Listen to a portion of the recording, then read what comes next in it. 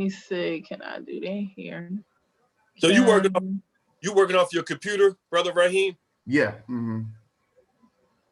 Okay, so I am now a co-host. Now, don't make me a host completely. Make me a co-host. Oh, co-host. Okay, hold on. Yeah, click make me a co-host. Just wait a minute. Good morning. How's everybody doing? Oh, pretty good. How you, bro? Doing pretty good, thanks. Good.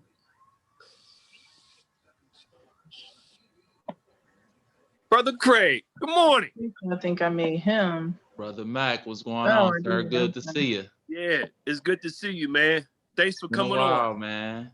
Yeah, it's been a good. Hey, look, actually, it's been since like 2016 when I first met you. Right. Well, I mean, that's what, like I say, having social media and using it for the right reasons, man, help people maintain those connections. Like you say, when you meet people, man, you want to stay in contact, network with them. And not only that, man, just have credible friends. It may not always be business related, but just to have, some good friends in your circle is always number one, man. There you go. Yeah, good to meet everybody. I'm Craig Brock. Oh, pleasure, Craig. My name is Khalid Raheem. Okay, nice to meet you, brother. Yes, sir. Likewise. Lynn, so it's the I'm still here. Lynn, let me.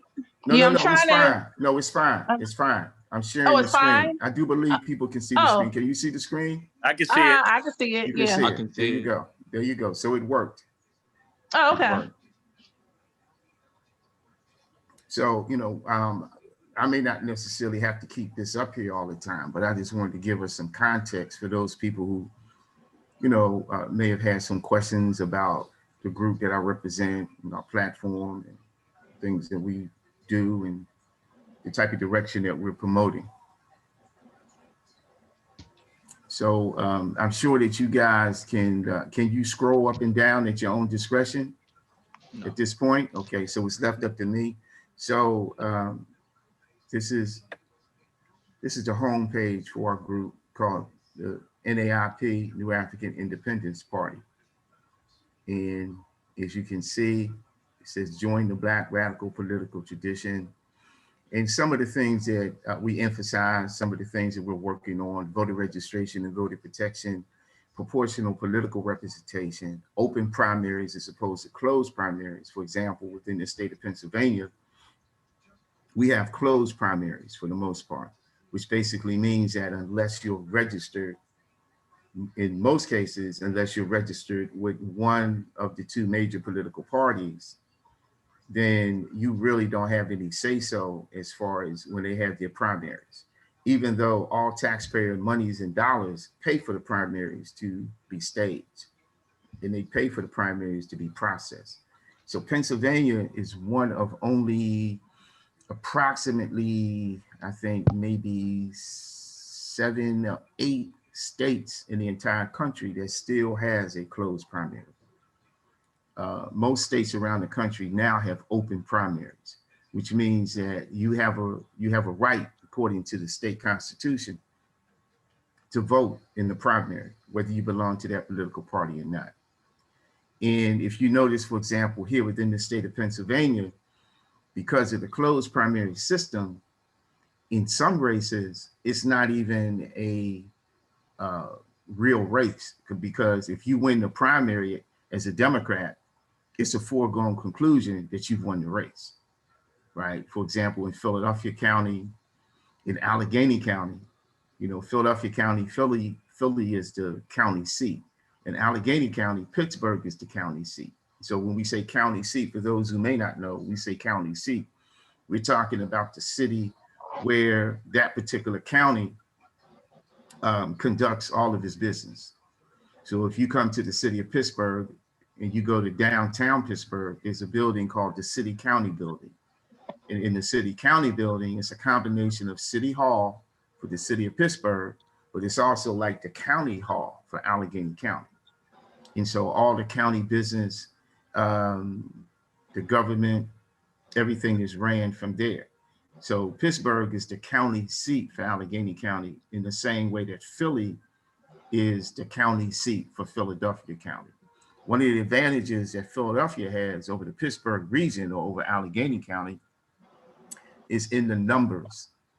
And one of the reasons that Philadelphia has that advantage is because several decades ago, Philadelphia decided to combine the city and the county together.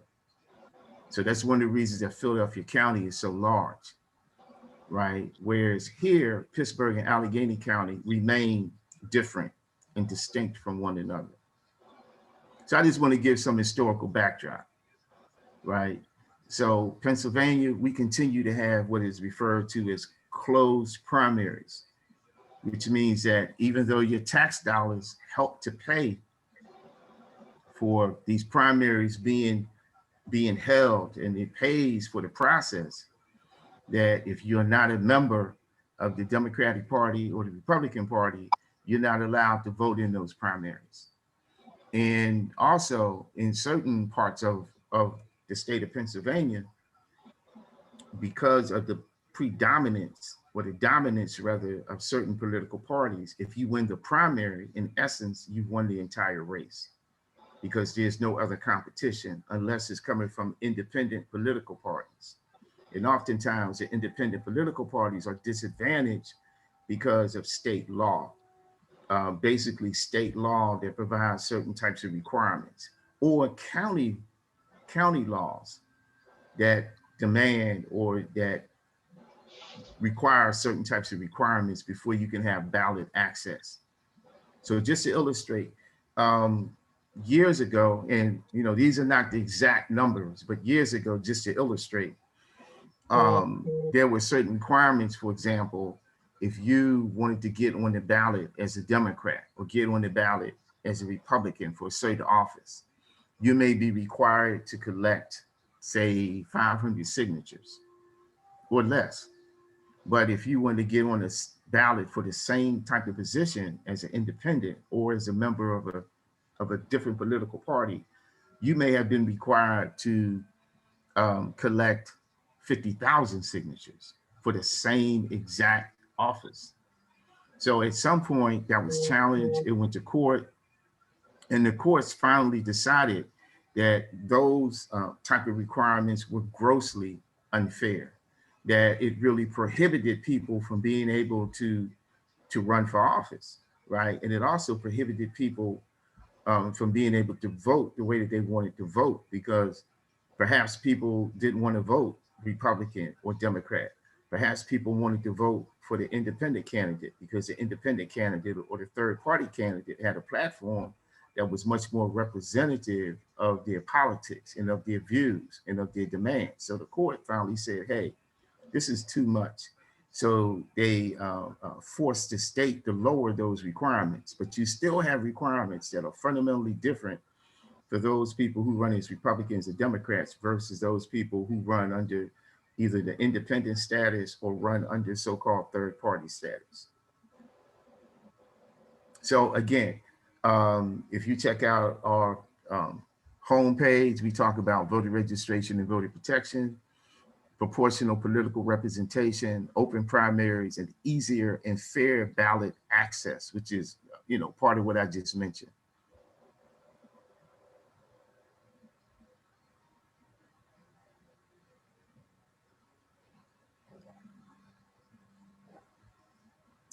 One of the things that you notice, the proportional political representation is something that many people don't talk about. One of the things that our party focuses on is proportional political representation. Now, there's a more universal European-based model of proportional political representation that involves different political parties, depending on how many votes a political party gets. Then they would have, say, for example, a certain number of seats within Congress.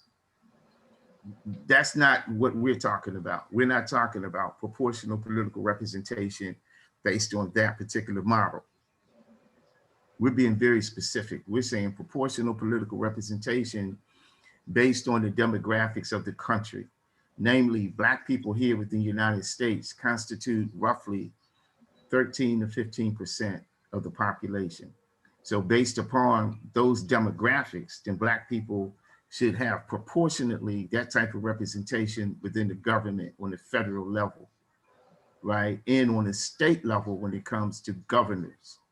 So that would translate into something like this. If you look at the United States Senate right now, United States Senate, which by the way is the most powerful legislative body within the United States, United States Senate is approximately, well, not approximately, United States Senate has 100 members. So there's 100 US senators. And someone can correct me if I'm wrong, and there's 435 members of the House of Representatives. So based on proportional representation, since we make up 13 to 15% of this country's population, we would automatically be entitled to 13 to 15% of the US Senate, which means that we would have 13 to 15 US senators who are Black people. It would be up to us to select who those senators would be, right? It would mean that we would have 13 to 15% of the 435 members of the House of Representatives. It would be up to us to select who those people would be. It would mean we would have 13 to 15% of the governorships throughout the United States of America. Again, it would be up to us to select who those people would be. So look at the situation that we're currently in.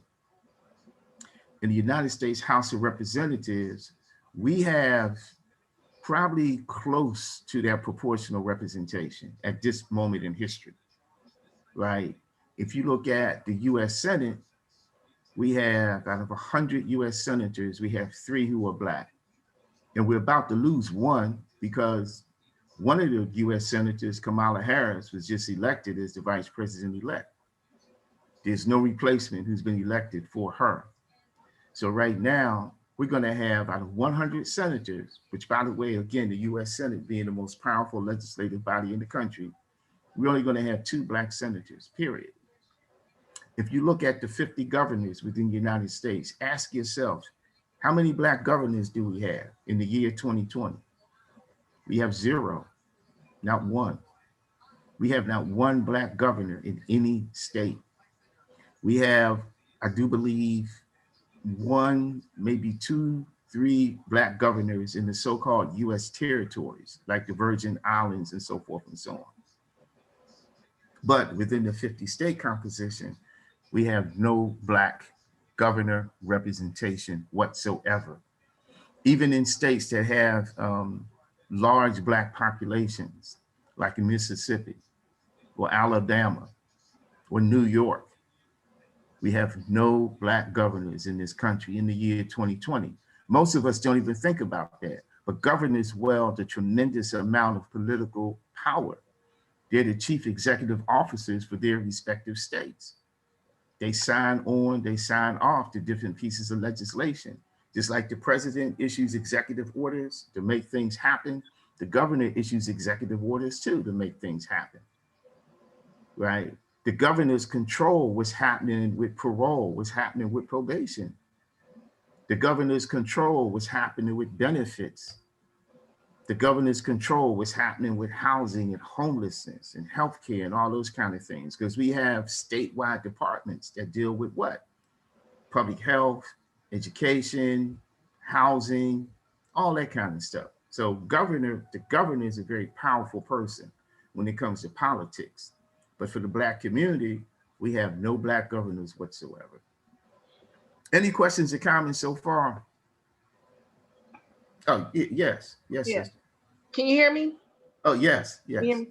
Okay, so when you were saying about the 13 to 15% of Black people, are you saying that there should be a rule that we get to have at least 13 to 15% Black people in the Senate? Yes, And yes. So you're saying that should be Yes. there is no rule, but it There is should no be rule. There is no rule. There is no law. But that's one of the things we should be fighting for. See, we got to stop fighting for stuff that really doesn't mean anything because it doesn't create any substantive change for our people.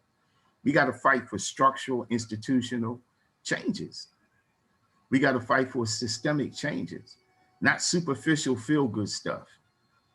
which I'll come back to that later, but that's one of the reasons I'm so critical of our response to the presidential elections. We replacing pig number one with pig number two. We out in the street celebrating like it's a major victory, and it ain't no victory. Mm-hmm. So you're suggesting that all of the, minorities, for lack of a better term, should have their population represented within our governing body that's currently in place. Like you say, if you have this many amount of Asians or this many amount of Africans or American descendants of slaves, as I guess we're using now, that same amount of the populace should be represented within the government. No questions asked. No questions asked. Mhm. And I'm I not agree. extending this argument to all populations within the United States. I'm making this argument specifically for Black people here within the For United us, States, right. because of the history Right. and the legacy of slavery, Jim Crow, and the impact of mass incarceration, the fact that it's decimated the Black community's political capital, Right. And right? I'm It hasn't concerned mainly completely about us destroyed as it. well. I didn't want to make it seem like I was putting other people in our fight, but just so I have a clear, concise understanding Yeah, of the yeah, program and the system that you're yeah. paying for us, which, like I say, makes sense. Like you say, they're not the ones complaining. Like you say, they have, everything based on just by them being foreigners, just on foreign policy. So like you say, this will be something for literally us to make sure that, hey, obviously we're not getting treated, and they know we're not getting treated equally, but like you say, this is kind of a concrete plan for representation within the government. Exactly. So, Exactly. For representation, and very specific, not Mhm. foggy, not hazy, Mhm. right? Mhm. But very specific, right? Like, these are the numbers. Based on the numbers, this is what we want. This is what we demand. Now, again, our primary focus is the Black community, but that doesn't mean we don't believe that other people don't deserve the same thing. We believe that other people should also get proportional representation. We believe, for example, that there should be a baseline, right? Because we have like indigenous, so-called Native American people who definitely, had land stolen. They had genocide committed against their people. I mean, horrific crimes committed against the people who were here, right? And so we need to address that. Do you Um, believe that part of that demographic is actually us as well, the it could Native be, Americans? but to be quite honest, and I'm not here to debate Mm-hmm. about it, but I don't like adhere to the claim that the vast majority of indigenous people, as they are now called, or Native American people or Indian people, were Black people who came here from Africa. I don't support that claim. That doesn't mean that I don't believe that there were some folks of African descent who were here. Yes, because history is clearly documented that there were African people who traveled from Africa and found their way into the Western Hemisphere, not for conquest, but for trade and for friendship. And they stayed, right? And they contributed to the civilizations that were here, and they learned from the civilizations that were here. So I do believe that there was an African presence, but I don't believe that the vast majority of people that the Europeans encountered when they came here with those people. No. So I'm saying all that to say that I support the right of indigenous people or the native folks who were here for freedom and self-determination. I support, and we support, the right of the Mexicano people, right, who were here for freedom and self-determination as well. When we look at United States of America, for those of us who have just a little knowledge of basic history, basic fundamental history, we laugh when we hear people say to folks who come from south of the border, when they say to them, you need to go back to where you come from. Well, they are back to where they came from. That, what we don't realize is that a large portion of what we call United States of America is actually northern Mexico. So we talk about Northwest of Mexico, yes. this stuff is northern Mexico. So when you talk about California, you talk about New Mexico, there's the hint, New Mexico, California, New Mexico, Colorado, I'm trying to think, Texas, all that stuff is northern Mexico, right? and those lands were lost because of the conquest of the United States, the fake phony war that was orchestrated to support the settler colonial forces in Texas, right? Which subsequently led to Mexico ceding the northern part of his country to the United States. That's one of the ways that the United States was able to expand westwardly. Brother, you had your hand up. I'm sorry. Go ahead. Brother Ed, you had your hand up, at least on the screen. That's what it looks like. No, I'm still listening. Oh, okay. I'm sorry. I had my hand up though. Oh, okay. Yeah, Sister Lynn. Okay, so I kind of wanted I want to tell a short story, real short.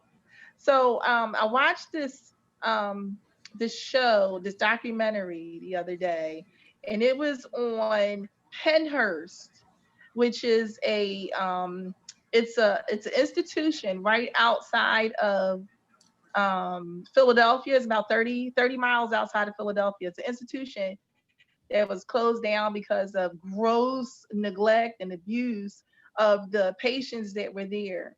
And so when they opened up this place in 1908, it was open specifically for people who had intellectual disabilities and physical disabilities. Now, at that time, they called them the feeble-minded and idiots, right? And mentally retarded, those types of names. But so it was originally built for 500 people.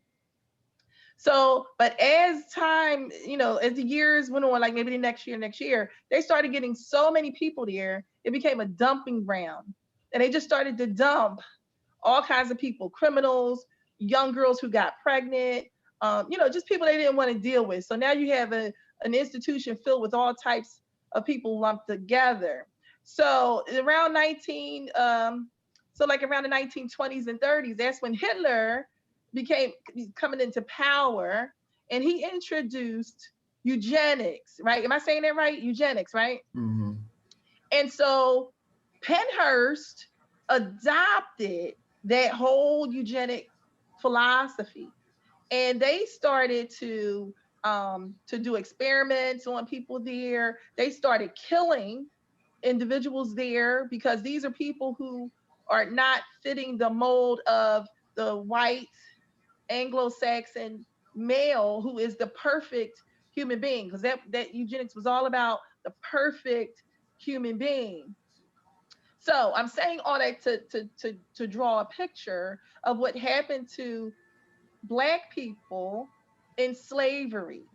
So when we were brought here to do the work.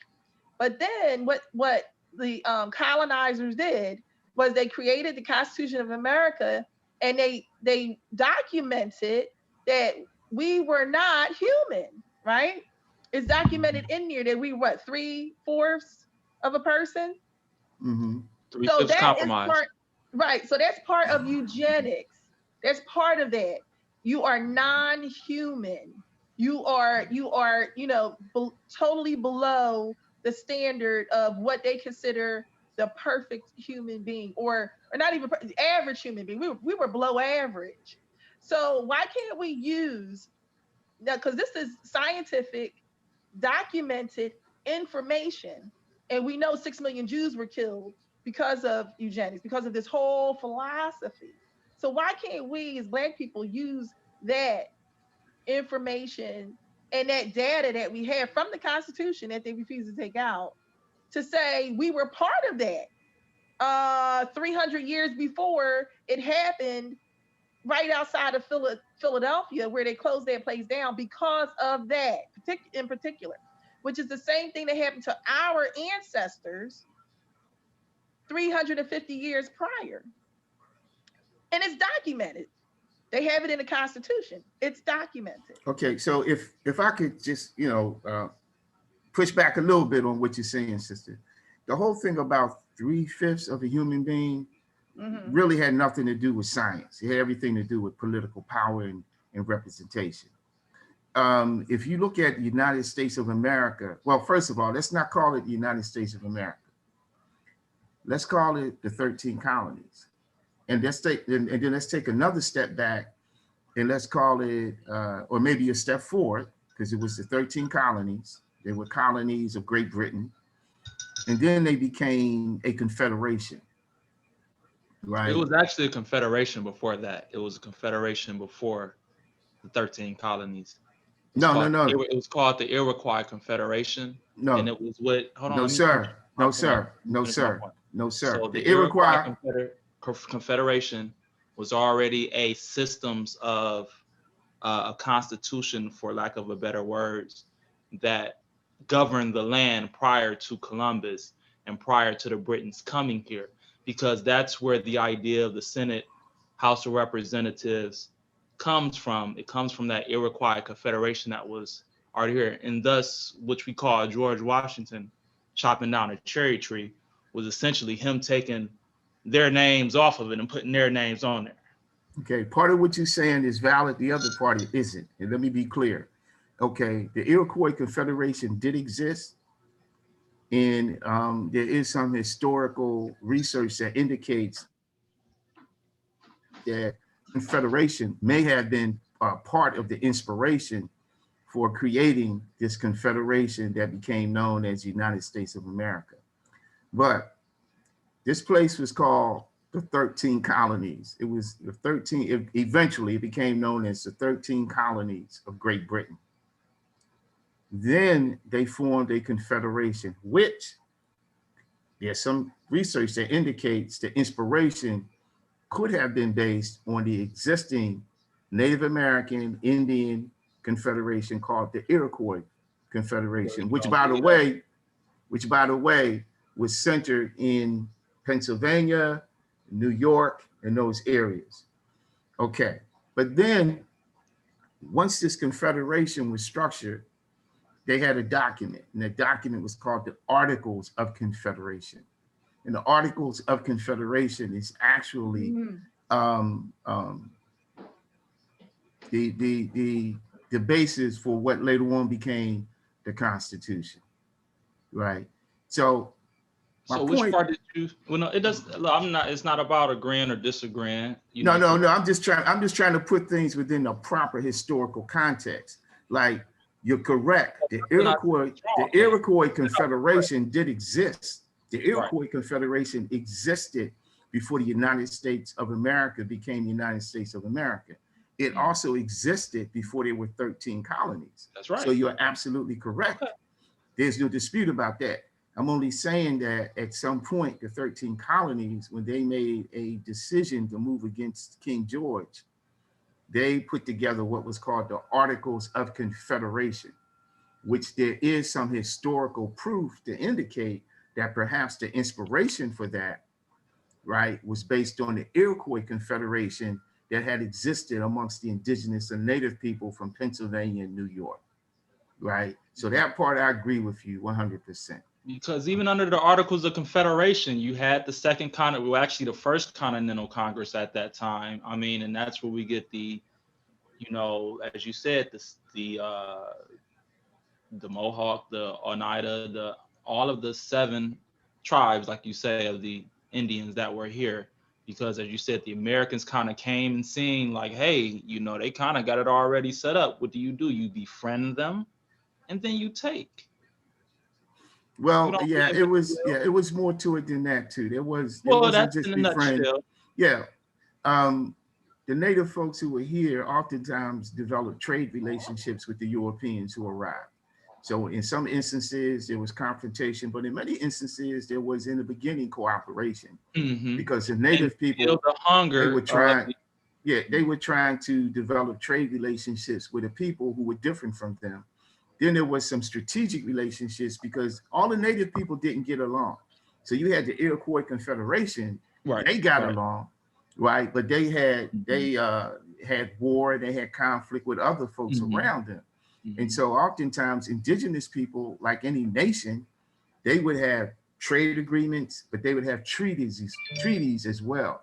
And they would have treaties with other indigenous people, but they also had treaties with European people, European settlers. And so those treaties, for example, would involve people supporting one another, not just in terms of resources, but supporting one another militarily if one party was attacked by some other party. So all those type of political relationships exist. But I was trying to get to a point. I was trying to make a point, brother. And I was responding to what Sister Lynn was saying about 3/5. The 3/5 thing didn't have too much to do with science. It had everything to do with politics and political representation. When you look at the 13 colonies, and I've said this and I've written about this before, if you looked at the 13 colonies, you saw from the very beginning that if the issue of slavery was not resolved, that at some point the 13 colonies would be at war with each other. You could see it from the very beginning, because if you look at the history of the United States of America, you look at the history of how the country came to be, you had basically the southern states. You had the northern states, you had what we call the mid-Atlantic states, and you had the southern states. And the southern states and some of the mid-Atlantic states were deeply involved in slavery as the foundation and basis for their economic development, right? And where you had the northern states that benefited from slavery as well, but their economy wasn't almost completely dependent on it, not to the same degree as the southern states and some of the mid-Atlantic states like Delaware. So you could see the seeds of future conflict then.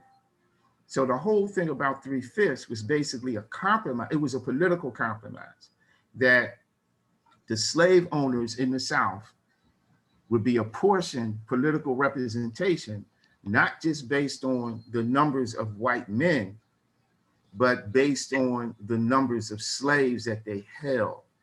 But the slaves would not be counted as one person. The slaves would be counted as 3/5 of a person. So how does that relate? Well, when you look at the composition of the US Congress, right? United States Congress, both houses, we talk about the Senate, we talk about the House of Representatives, okay? The Senate is firm in the sense that each state gets 2 senators, but the House of Representatives is based on what? Population. It's based on your population, right? So based on your population, you get a certain number of members to the House of Representatives, right? So the whole slave thing, 3/5 of a man, sister, is really based, it has nothing to do with science. It's based on that. It was a political move to basically appease the southern states, even though in the early years of this confederation and in the early years of the history of the United States, it was the southern states that were really the most powerful politically. For example, if you look at the first 5 presidents of the United States of America, it was George Washington, John Adams, Thomas Jefferson, James Madison, and James Monroe. With the exception of John Adams, who came from Massachusetts, all the other presidents, the 4 remaining presidents, all came from the South. And they all came from one state. They came from the state of Virginia. You know, Virginia being a powerhouse aristocracy, deeply, deeply steeped in what? Slavery as its economic engine, right? So again, you know, if they could see history the way that we can see it now, right? Because, you know, we know it, we study it. If they could see it through our eyes, they would have saw from the very beginning that if they didn't resolve the slave issue, at some point they would have a civil war. And that's exactly what happened. But that's a different discussion, right? So I want to stop here. I kind of went through proportional representation, open primaries, ballot access, voter registration. We don't have to talk about that too much. Just open up for comments, open up for any questions. Well, like you said, we need to bring it back to law or policy. You know, we know that the 14th Amendment in the Constitution was not set up in our favor. I mean, nothing in this country was set up in our favor. Everything needs to be changed. It needs to be renewed. It has expired. That's pretty much where we are. And no matter, unless we're thinking about separating, we need to get these laws changed. If not, we're going to be right back at the same boat. Okay. So because the Dred Scott case and the 14th Amendment, like you say, you have to change the Constitution to reflect current times. And like I say, think about it. You got the 14th and 15th, 13th, 14th, and 15th Amendment, you know, around the 1860s. Then 100 years later, you get the Civil Rights Acts. I mean, why do we need to keep making up laws for our American citizens? Well, there's a reason for that, and I'm sure we all know what those reasons are. So we have to get to the root of it. It's the Supreme Court, right?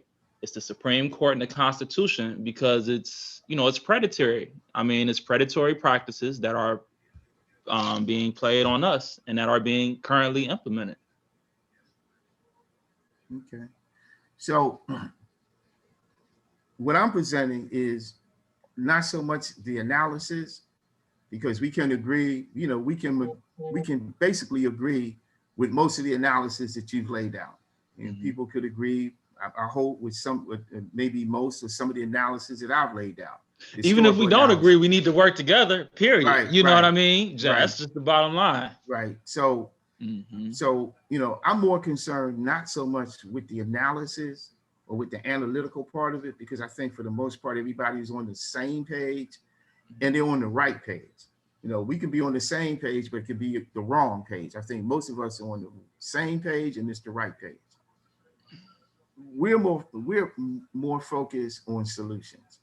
And when we talk about solutions, we talk about being strategic, which is one of the reasons that, you know, we develop an independent Black political party. So if you continue to look at the homepage, you'll see just some photographs that gives us a little bit of historical narrative about the importance of independent Black politics to some degree. You know, if you look at it moving from the left across, you see Malcolm X, and you know Malcolm X. I don't see it. You don't see it? I see it. Okay, can you see it now? Can you see it now? Wait a minute, let me see. I don't know why. Oh, okay, I have it. Yes. Okay, yeah. So if you look at the screen, moving from the left across, you see Brother Malcolm X, and you know Malcolm advocated that we be independent in our politics, that we form independent blocks, or that we start our own political formations and parties. Then you see Sister Ella Baker in her famous quote, and next to Ella Baker, you see Fannie Lou Hamer holding the American flag, and that's Ella Baker standing next to her then. And this was, I do believe, this was on the occasion of the 1964 Democratic Party National Convention that was held in Atlantic City. And this is where Fannie Lou Hamer, Ella Baker, and others challenged the standing of the Mississippi Democratic Party, which they said was unfair and it was unconstitutional because it was a party composed only of white people, and that it did not recognize the Black populations of Mississippi. And there were no Black people who were part of the Mississippi Democratic Party's delegation to Atlantic City in 1964. So what they did, they went to Atlantic City in 64 and they challenged that whole scenario. And they had started something that they called the Mississippi Freedom Democratic Party to push back against the racist dominated white Democratic Party at that time. And then, you know, you see next to that photo, you see Marcus Garvey. So, you know, many of us know of Marcus Garvey as the founder for UNIA, Universal Negro Improvement Association. And many of us look upon Marcus Garvey within the framework of a Pan-Africanist organizer and builder. But Marcus Garvey also started a Black political party. It was called, I think it was called the People's Party.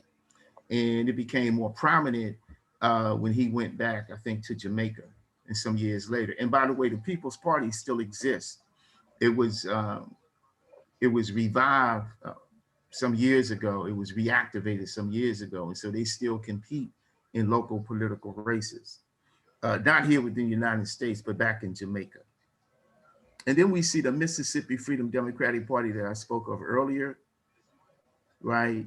And then we see next to here, if you can see the arrow that I'm using, we see a brother who's pointing to actually the first Black Panther Party. The first Black Panther Party was actually a group that was called the Lowndes County Freedom organization. And they used the symbol of the Black Panther. The symbol for the Democratic Party back in those days was a rooster. And so they came up with their own symbol. They were the first ones to use the Black Panther symbol and icon to emphasize Black freedom and liberation and to challenge Jim Crow. Then we see What year was that in Lowndes? What year was that? The Lowndes Freedom County, that was called the Lowndes County Freedom Organization. That would have been about 1964, 1965. Okay, thank you. Okay. And then we see some posters of Eldridge Cleaver and then Kathleen Cleaver. And this was basically symbolic. This is the Black Panther Party for self-defense that was founded by Huey Newton and Bobby Seale. The Black Panther Party in these years were not real serious about electoral politics. They aligned themselves with a group called the Peace and Freedom Party, which was a white progressive liberal group based out of California that was anti-war. Keep in mind that during these years, these were during the years of the Vietnam War.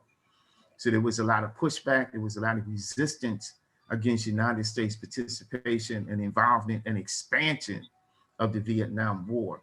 A lot of folks were being impacted. Black people, brown people, working class, white people were being impacted. But because of the draft, a lot of other folks were being impacted as well. And so there was a lot of pushback. People did not want to be drafted and sent off to fight in Southeast Asia. And this was also one of the first times that there was a lot of vivid, graphic video detail of combat throughout Southeast Asia. So you could turn on the 6 o'clock news back in those days. 6 o'clock news back in those days sometimes only lasts for 15 minutes. I guess I'm giving my age away when I say that. It didn't last a full hour or even a half an hour. Sometimes the 6 o'clock news only lasts for 15 minutes, right? But in that 15-minute period, the foreign correspondents would be sending back pictures and photographs of US soldiers being shot, fighting, dying, blowing up, and all that kind of stuff. That was a little bit too much for the American public to take. And then you had vets who were coming home, and they were coming home, in body bags. Some were coming home chopped up in pieces. Others were coming home. They weren't injured physically, but they were seriously drug addicted, or they had serious mental health issues. So all this stuff was coming back. And so there was a huge pushback against the United States participation and expansion of the war in Southeast Asia, namely Vietnam. And so you had the Peace and Freedom Party. They aligned themselves with the Black Panther Party. And there was some symbolic campaigns for political office. That's what you see here. When we scroll down, we get to more modern times. Sister Shirley Chisholm was actually the first Black woman who sought to get the Democratic Party's nomination for the presidency. This is back in 1972. She was a congresswoman from out of New York. And then you see, again, some symbolic stuff coming from the Black Panther Party, Huey Newton, Bobby Seale, Eldridge Cleaver for president, so forth and so on, being pushed by the group that I mentioned before called the Peace and Freedom Party. Now, in much more modern times, you see Brother Chokwe Lumumba, who was campaigning through what they call in Mississippi, the Mississippi Freedom Democratic Party, kind of taking up the banner of what had been developed some 40 years before by people like Ella Baker and Fannie Lou Hamer. But in essence, they ran through the Democratic Party ballot system. And Brother Chokwe Lumumba, who came from the Republic of New Africa, and he came from the New African People's Organization, at some point, he was able to successfully become a councilman on the council of Jackson, Mississippi. And then a little later on, he ran to become the mayor of Jackson, Mississippi, and he won. And it was just unfortunate that he died in office. He was only mayor of Jackson, Mississippi, I do believe, for a little less than a year before he succumbed to some type of disease and he passed away. After him, his son ran to continue the rest of his term, but he wasn't successful. But then his son ran again.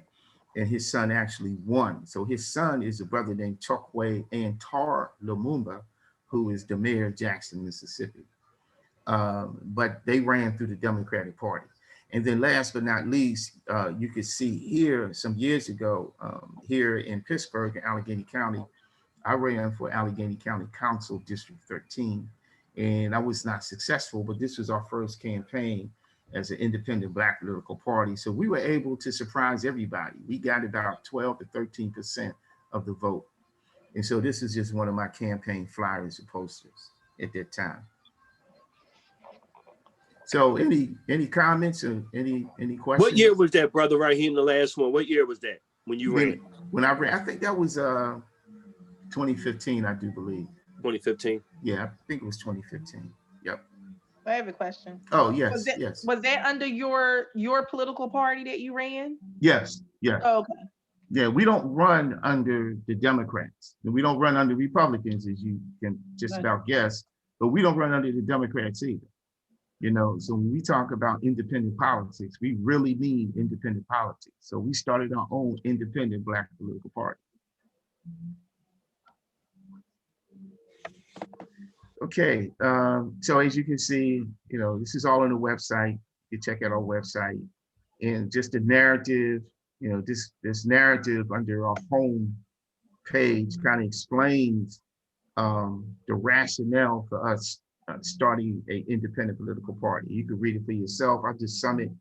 It says, during the last 50 years, the Democrat and Republican parties have failed to address and remedy the systemic and structural inequalities that impact the lives of Black or New African people.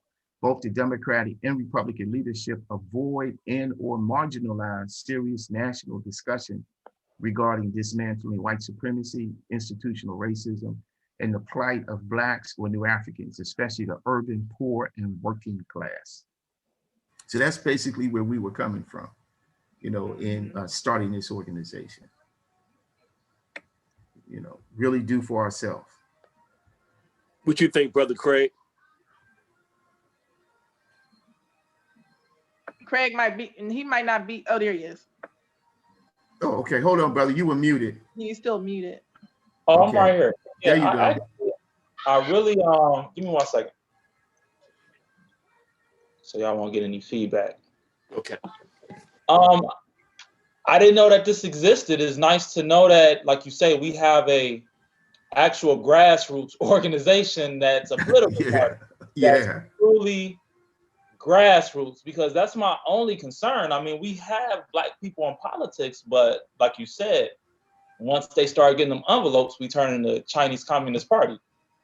You know what I mean? Because those envelopes are coming through in the lobbyists. So that's where I kind of get, you know, it's like the snake pit is pretty deep. Do you stay in a snake pit or do you create your own? Right. Yeah. Good point. Because, you know, and I'm not a, you know, but we can be realistic even with current events. But, you know, even if you look at the snake pit that every other president has been in, you know what I mean? We know that that's just the figurehead. And if we want to be realistic, we have more autonomy with our council people. I mean, right now, like you say, we can go door to door, we can elect our city councilman, and before you know it, like you say, you have city councils pretty in a majority. On a local level, I mean, you still have businesses that buy council people, but there's some sort of complete separation that needs to take place if we really, really want to, like you say, make the rubber meet the road on this, because just because a person looks like us doesn't mean that they're also with us as well. And I'm sure you know about infiltration. I mean, I know you've heard, I know everybody here knows about how all of the great movements have been infiltrated, which is why I said grassroots is #1 and most important. You know, should we be trying to focus more on the essentials like schools, banks, you know, things like that, based on reparations? The government? How about reparations? Well, I mean, that would be your point, but I mean, like I say, I don't interject your point into mine. But I do think we're entitled to reparations. We are owed reparations. reparations are ours. They promised them to us. They need to cash up on their check. I mean, like you say, was MLK really, really killed because of the Million Man March or because he protested the Vietnam War? Now, let's be real. See what I'm saying? So when you talk about reparations, you're dealing with somebody that's not already acknowledging that you're not a human. So once you can really get a dog in a fight is when you have militias and unity and those types of things, because now you have a threat. You know what I mean? And we don't have any threat until we have city to city cooperation with most of the urban Black communities on a grassroots level. And like I say, a grassroots level, because our swamp needs to be drained as well. Look at the politicians. Look at the mayor of, what was it, Tallahassee, got caught with coke and prostitutes. Mm-hmm. Black guy. These Black Democrats is getting, you know, and like I know we're not connected to them, but all I'm saying is it's a snake pit. And I would want to make sure that we're educating the right generation first, you know, the next generation of politicians and the next generation of people that are going to move into this infrastructure and do those types of things, because, you know, having reparations is going to do nothing but continue to boom their economy. We got to have a Black economy first. Right. Now, and don't get me wrong, it's just not the money, it's also the land. I really believe the land is the most important. And the United States can't tell me there's not enough land for 40 acres. It is not that many. Matter of fact, it was only like 13,000 slaves at that particular time. So even fast forward right now, the Black people that would get reparations, Craig, will probably be maybe 20 to 24 million out of the 33 million Blacks that's in the United States. Am I right or wrong? Well, I can't say whether you're right or wrong on that. That's something I would have to look into. Because now you get into a genealogy type of aspect. And like I say, is it a salad bowl or is it a mixing pot? So at that point, I would say it would be based on whatever the US Census says, because that's almost the only way that they're going to really, really even consider cutting that check to an extent. Because like you say, you're trying to get us to pay and give land to people that's not even registered citizens. See what I'm saying? Right. So we got to look at the census. We got to look at the census. And I would say tied directly to that census. And that way, you know, even legal wise, you have it connected to that data. It's all about the data and the numbers. Let me also say that I do agree with you. There is enough land out here. But and it's not about, like you said, it's about us taking, like you say, if we can get a block and we can pattern that, you know, they do owe us. I'm not saying that they don't owe us, Ed, and I definitely agree with you, man. I mean, my grandmother picked cotton. My grandmother has shown me the thorns in her fingers from picking and literally giving me the whole idea of sharecropping. My people's from Alabama. So what I'm saying is I'm there with you. I don't want to make it seem like, man, that I don't feel like we're entitled to that. I know we are. No, listen, Craig, I definitely didn't say that.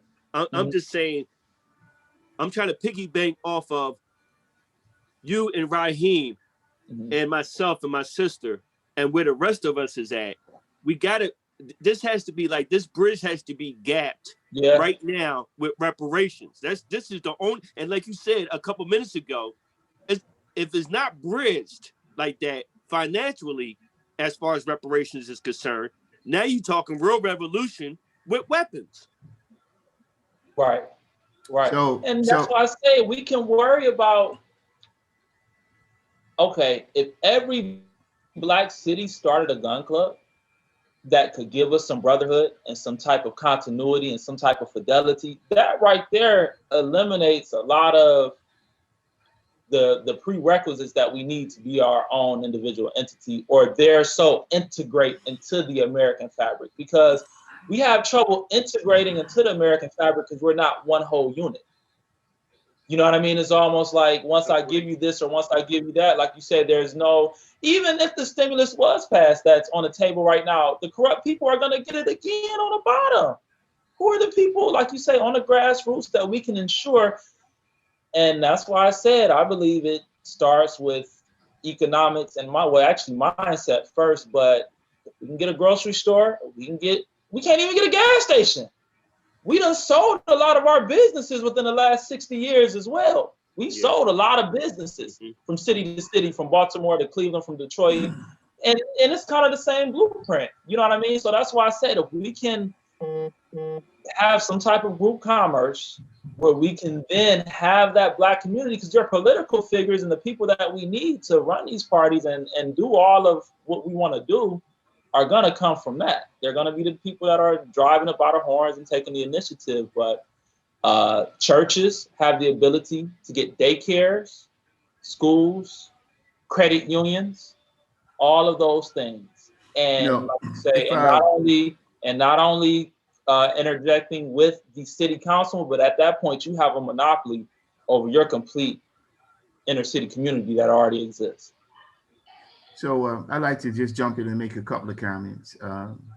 As far as economic development, there's a strong connection between political power and economic development. Oftentimes, if you look at the history and the resumes of people today, old school money, basically the people who made their money through slave trade, those things that were connected to the slave trade, like insurance and finance and shipping. More modern money, those people who made their millions or billions through the early years of US industrialization.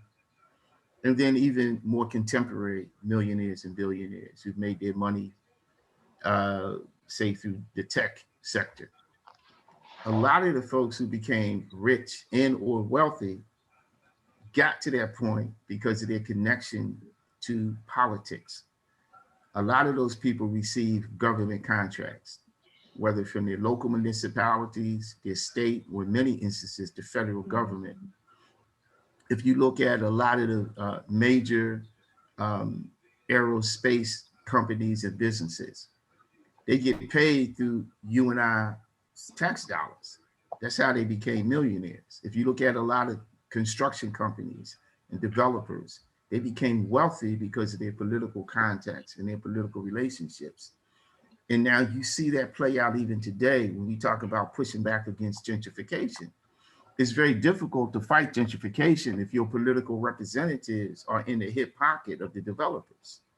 If the developers are paying the campaign expenses for your city council person, for your state rep, for your state senator, it's very difficult to push back against gentrification, because no matter what you say and no matter how much you protest, your so-called political representative who wants to stay in office for as long as he or she can is going to keep taking those campaign dollars from those developers and from those wealthy construction companies. You know, I agree with you. I already talked about them envelopes.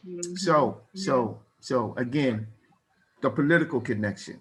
We have to make sure that we have political power. Once we have political power, we have control over our tax dollars. And we have control over the economic development that occurs within our neighborhoods and our communities. But you're talking about trying to control a system that we're not even considered human in. That has nothing to do with it. We can redefine what this system does and how it represents our best interests. It's up to us to do that. That's where the whole revolutionary mindset comes in. You know, our party is a revolutionary political party. We're not a reform party per se. The revolution is in 3 stages. It's mental, physical, and spiritual. And the last one to take place is actually physical. Okay, well, I mean, I'm not here to debate that. You could be absolutely correct. I'm just trying to make it clear that for our particular party, I'm with you, brother. I'm not being combative. Okay, I'm just saying we're like a revolutionary party. So we're not here to settle just on reform. We believe that the country needs to be changed, really changed. And I agree with everything you said. I mean, whenever I have interjected on my point, I don't know whether you disagree or whether you agree, because you haven't really stated that. But the point is, when I agree with someone, I'm going to be very vocal about that. When I disagree with you, I'm going to be very vocal about that as well. And militias, merchandise, and military. And I say that it's not because, you know, and the political figure is going to need protection. You have to have our own generated dollar. We have to have our own autonomy clusters within our cities that already exist. And I mean, it can just start with one city, and your group is already, like you say, a lot of it is already here. It's a matter of pulling the 5 fingers together, you know, because as I said, it's still a system where we will be 300 or 400 or 500 years still trying to be politically relevant, but yet we've missed acquiring property, we've missed acquiring land, we've missed using what's already, and the money does come down. It comes down through the churches, it comes down through the 501c3s. I agree with you. Like I said, I agree with everything you're saying, and the politics is definitely a byproduct of that. You know, I can call my city council person. I'm pretty sure you can as well. You know, it is be probably pretty hard trying to call the president right now. You know what I mean? So if we can keep it there, and it's almost like it's combustible. It's controlled combustible, because like you say, you can have 20 Black Wall Streets, and it doesn't have to be booming majorly, but, and even, you know, I don't want to bring celebrities into it, but if people really, really wanted to reproduce this Black Wall Street, you know, it can be done on a micro level and then on a macro level. And as I said, the politics definitely falls in place. Gentrification does exist, but also, and I witnessed it, I witnessed a lot of people sell their property. They sell out.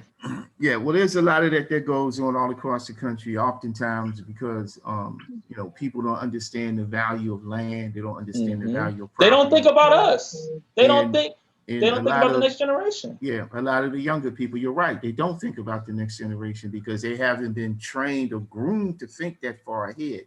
Many of us, especially within the Black and poor communities, we don't focus on development, we focus on survival. So we do what we have to do in order to survive. We don't think that far ahead. But our enemies and adversaries, I mean, our true enemies and adversaries, I'm not talking about the white guy who's a working class Joe, just like you. He ain't thinking that far ahead either. He's just been brainwashed to think that because he's white, he's going to get a break. But what he's finding out more and more is that even though he's a white dude, he ain't getting no break either, right? But for most Black people, we're so caught up in trying to survive because we got so many things coming at us. You know, we got healthcare issues, public education issues, housing issues, job issues, police brutality issues, mass incarceration issues. We got so many issues coming at us. Our head is always on the turn. We always looking, always on the swivel because we got everything coming at us, right? And so our primary focus is, how can I get past this week? How can I get to the next payday to make sure that, you know, they don't get my car, or like, you know, they don't kick me out of my apartment, or they don't try to foreclose on my crib. So, you know, we're more concerned with survival. We don't have a lot of accumulated wealth to fall back on. Many of us don't have any savings that we can fall back on. So our primary focus is on survival. So that's how we think. So what separates some of us, like us on this call, are those of us who, yeah, we still got to deal with survival, but we set some space aside to think about the future, to think about development. You see what I'm saying? Not just for us, right, but for our people, right? And so, you know, we have to be in the lead. We have to, you know, keep pushing that agenda and try to get more and more of our people to, you know, not just focus on survival, but think about the future. And not just their family future, but think about our people's future collectively. Because it's like, if I got the best house on my block, I got the most room, and I got the nicest car, and I make the most money, and my kids are always well fed and well groomed and well dressed and well educated, but all the people around me are living in dire straits and dire situations, and their children play and grow up with my children, then guess what? My whole block is vulnerable. My whole block is jacked up. No matter how well I eat, no matter how well I sleep, right? My whole block is jacked up. So in order for my block to be secure and to be stable, then we all got to be on a certain level. Not just me. We all got to be on a certain level so we can have balance, so we can have stability. I think some of the brothers and sisters refer to it as my eye. We got to have balance. That's right. If we don't have that balance, no matter how well I do, it's going to always be an imbalance, which makes my block and my community vulnerable to outside attack. You see what I'm saying? You may have the best kept house on the block and all the properties around you is messed up, and but you like your neighbors, but you don't never really try to help your neighbors. So 5, 10 years go by, you look up all the people who you love, you liked, you grew up with, they all gone. They all gone. Your house is still standing, but guess what? After a while, just like they came for your neighbors, they coming for your house too. That's right. Right. And so that's what's been happening in our communities. They come for our houses who stand because the younger people are gone. Your younger people don't understand the value of maintaining the land and maintaining the property. So developers come on and say, look, I'll give you 50 G's for this house. Now, what you don't know is that your grandmother and your grandfather bought this house for 25 G's. It took them 20 years to pay for it, but it's your house. But now you let these people offer you 50 G's for your grandparents' crib that is now on the market worth 100 grand. And so you give it to them for 50 grand, and then they sell it to somebody else for 200 grand. Right. So it's like we don't understand that. And so we constantly get played. One of the things I like to do, because time is, we need to be not winding down. I don't know how much time you have available, Sister Lynn and Brother KB, but what I like to do, since we started talking about reparations, I like to flip to our page around reparations real quick, if that's okay. Is that okay with everybody? Yeah, sure. It's fine. Okay. Fine with me. Okay, so yeah. So let me do that real quick. I can scroll down here. And also before I get to the reparations, let me just go to our page on personal safety and defense. And I'm not going to spend a lot of time. I just want to alert you to it. This is our page on personal safety and defense. And this is where we come from. This is how we roll. This is what we teach. We're not a non-violent political party, right? We believe in community defense and self-defense, and we make sure that people have the resources that they can access on top of what they need to be on top of. So everything from, again, physical training, weapon safety, small arms training information, also some black gun stores, membership-based organizations like black gun clubs, first aid, emergency preparation. Yeah, I just personally, I feel that would give us, a lot of. Okay, well, listen, brother, let me finish so we can move on. No, brother, let me finish this, and then you can speak, because I don't want to spend a lot of time because time is winding down. Let me go through the list, and you can speak. And so y'all brought me to bring me on the call for me not to speak and engage in a conversation with you, brother. I was about to say that I like the idea of the gun club, and that's something that, like you say, it can give all of us something to do. You teach your children to shoot, right. So that's what I'm saying, is that we're on the same level. I didn't I agree, on your website, but I just thought that this was the type of thing that we were going back and forth. I never let anybody, I never got upset for anybody interjecting when I was speaking. Because I thought it was an intellectual exchange. You know what I'm saying? Don't take it personal, man. No. Agreeing with what you were saying. I like the gun club. That's cool. I'm just trying. I didn't even know that was on there. No. You must be in a rush. Well, I'm not in a rush. Oh, okay. Well, I wasn't sure. I wasn't sure. That's why I asked, how much time do people? I don't. But bro, you raised your voice when I tried to co-sign. You just really, really raised your voice and got real mad when I just kind of tried to agree with you. You really. I didn't get mad, brother. I'm just trying to facilitate. I don't know how much time other people have. So if you guys have another hour or so, it's all good. I'll stay. Okay. I wasn't sure. No, I like that. I didn't see that on the page. I'm right here on your page. I got it up. Yeah. And like you said, I know I brought that up, and then to see it is like, man, that's good. Okay. So if you have the time, I'll take the time. I don't have a problem with that. But I wasn't sure, so I was just trying to cover as much material as I could, especially getting the reparations. So I didn't mean to cut you off. I was just trying to facilitate. So I apologize, brother. Please don't take it the wrong way. So so if you got time, we can come back to this. I had no problem with it. So as you can see, survival, practice, And then just a quote from Brother Huey back in the day where he says that unarmed people are slaves or are subject to slavery at any given moment. All right. And so we can come back to this again, Brother KB, if it's okay with you, if you got the time. All right. You want to do that? No, you rolling with it. No, I was just, like I said, agreeing with, that's good. I seen those 7 points on there and I'm like, man, that's hitting the nail on the head. Okay. I'm on your site. I just didn't see every tab.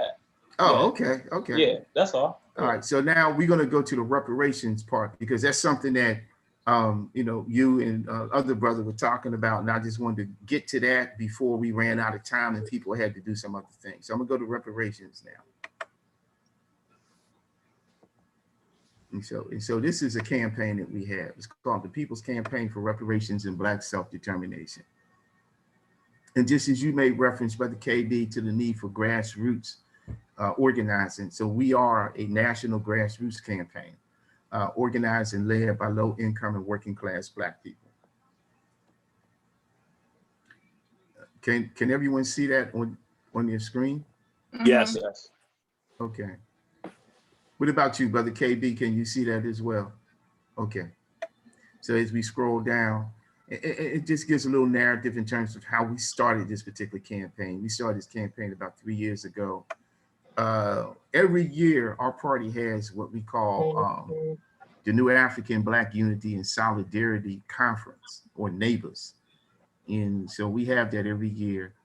And so during the conference we had in 2017, we were talking about reparations, and we had some people come in from Cobra and some other places. And so we decided that we wanted to initiate this campaign. And the thing that makes our campaign different from other campaigns is that we demand not just reparations, but we demand self-determination as well. One of the things that we had anticipated some years ago was that if reparations became popular amongst the masses of people, Black people, then the system would probably concede cutting a check just to get us out the way. But that really wouldn't amount to any type of freedom or liberation, because in many instances, they would cut the check. We get the check on Friday. For a lot of us, by Monday, most of that check would be gone, right? And that's just the truth, to be honest, where we are culturally and how we deal with economics. Again, in that survival mode, without any organization, without any leadership, I would say probably a good 35% of us by Monday would have spent most of that check, right? So we recognized that we needed more than just reparations, like cutting a check. We needed to have a movement that would push us towards self-determination, where we would be able to make some decisions politically as to what our future relationship would be with this country. And so I'll just stop there and, open it up for comments.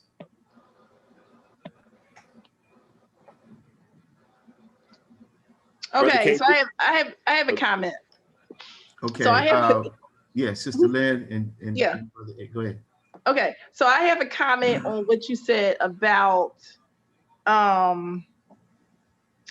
what people are going to do with their check. And I'm gonna tell you, this is controversial. I ain't trying to argue with nobody, but this is controversial. What I feel about that is, I believe that everyone should be able to do what they want with their money. If your ancestors worked and were paid, right? If our ancestors were paid, that money would have trickled down in the family, right? Just like it did for our white counterparts. That money from slaves trickled down in their family, and they do what they want with their money. We see a lot of those people on television today, on reality TV shows. We see them using that money that their ancestors made off of the slave trade, right? They do what they want. So why can't we, as a black community, why do we worry about what other Black people are going to do? And I'm gonna speak it into existence when they get their check. Okay. I think that Brother Ed, you had something you wanted to say? Well, I kind of agree. It's, you know, but I agree with everybody, even KB. Me and KB was talking about the reparations part of it, and I believe right now in our situation as Black folks, we've been behind the 8 ball for 400 years. How much longer do we have to wait for reparations? And if you, the next man, get your check, just like I use stimulus as an example, I wouldn't care what you do with your money. You can take your money, do whatever you want to do with your money. But I know what I'm going to do with mine. I'm going to be positive. I'm going to leave a legacy for my grandkids, so they can eat and they can feed their kids when they have kids. We're behind the 8 ball 400 years. I understand not everything about the political part of it, but without the finance part of it, which we don't have, like you said, we're living paycheck to paycheck. The majority of us is living paycheck to paycheck. And that's even the brothers and sisters that went to college and spent money in college. Includes them also. I think, I want to. one more thing. I just think it's time for America to pay up. And that's not just the money, but also the land. And like Brother KB said, I only got to go back one generation because my uncle, he's the last of the Mohicans from down Manning, South Carolina, and he described his mother and father being on the plantation picking cotton. So it doesn't go that far back. So it's not going to be hard to trace where we come from to cut that check. That's what I think we really should be kind of working on also. And also, Brother Raheem, I want to bring this in. I think that podcast would be a really, really big deal. So this being recorded, I'm going to give you a number to my cousin. He's going to talk to you later. He would be able to, this is the beautiful thing about it. It was only us four on here today, which gave everybody ample time, I believe, to speak their mind. He could add that into his podcast since this is being recorded. He's going to talk to you later. He's going to give you a call, and it'll be y'all two talking about the podcast. I think that's really important to get the rest of us thinking the same thing. And the ones who don't want the reparations, like we talked a couple days ago, that money can go into a community fund to help build stores and libraries and schools if you don't want your money. But that's all I have to say. Okay. So I want to piggyback on what Ed was just saying. So I think that when we say what are people going to do with their money, people they're not going to know what to do with the money, that's a form of control again. So it's a form of, okay, we're going to give you your portion of the money that you should get based on your ancestry, but we don't think you know what to do with it. So here is a list of things that we want you to do with your money.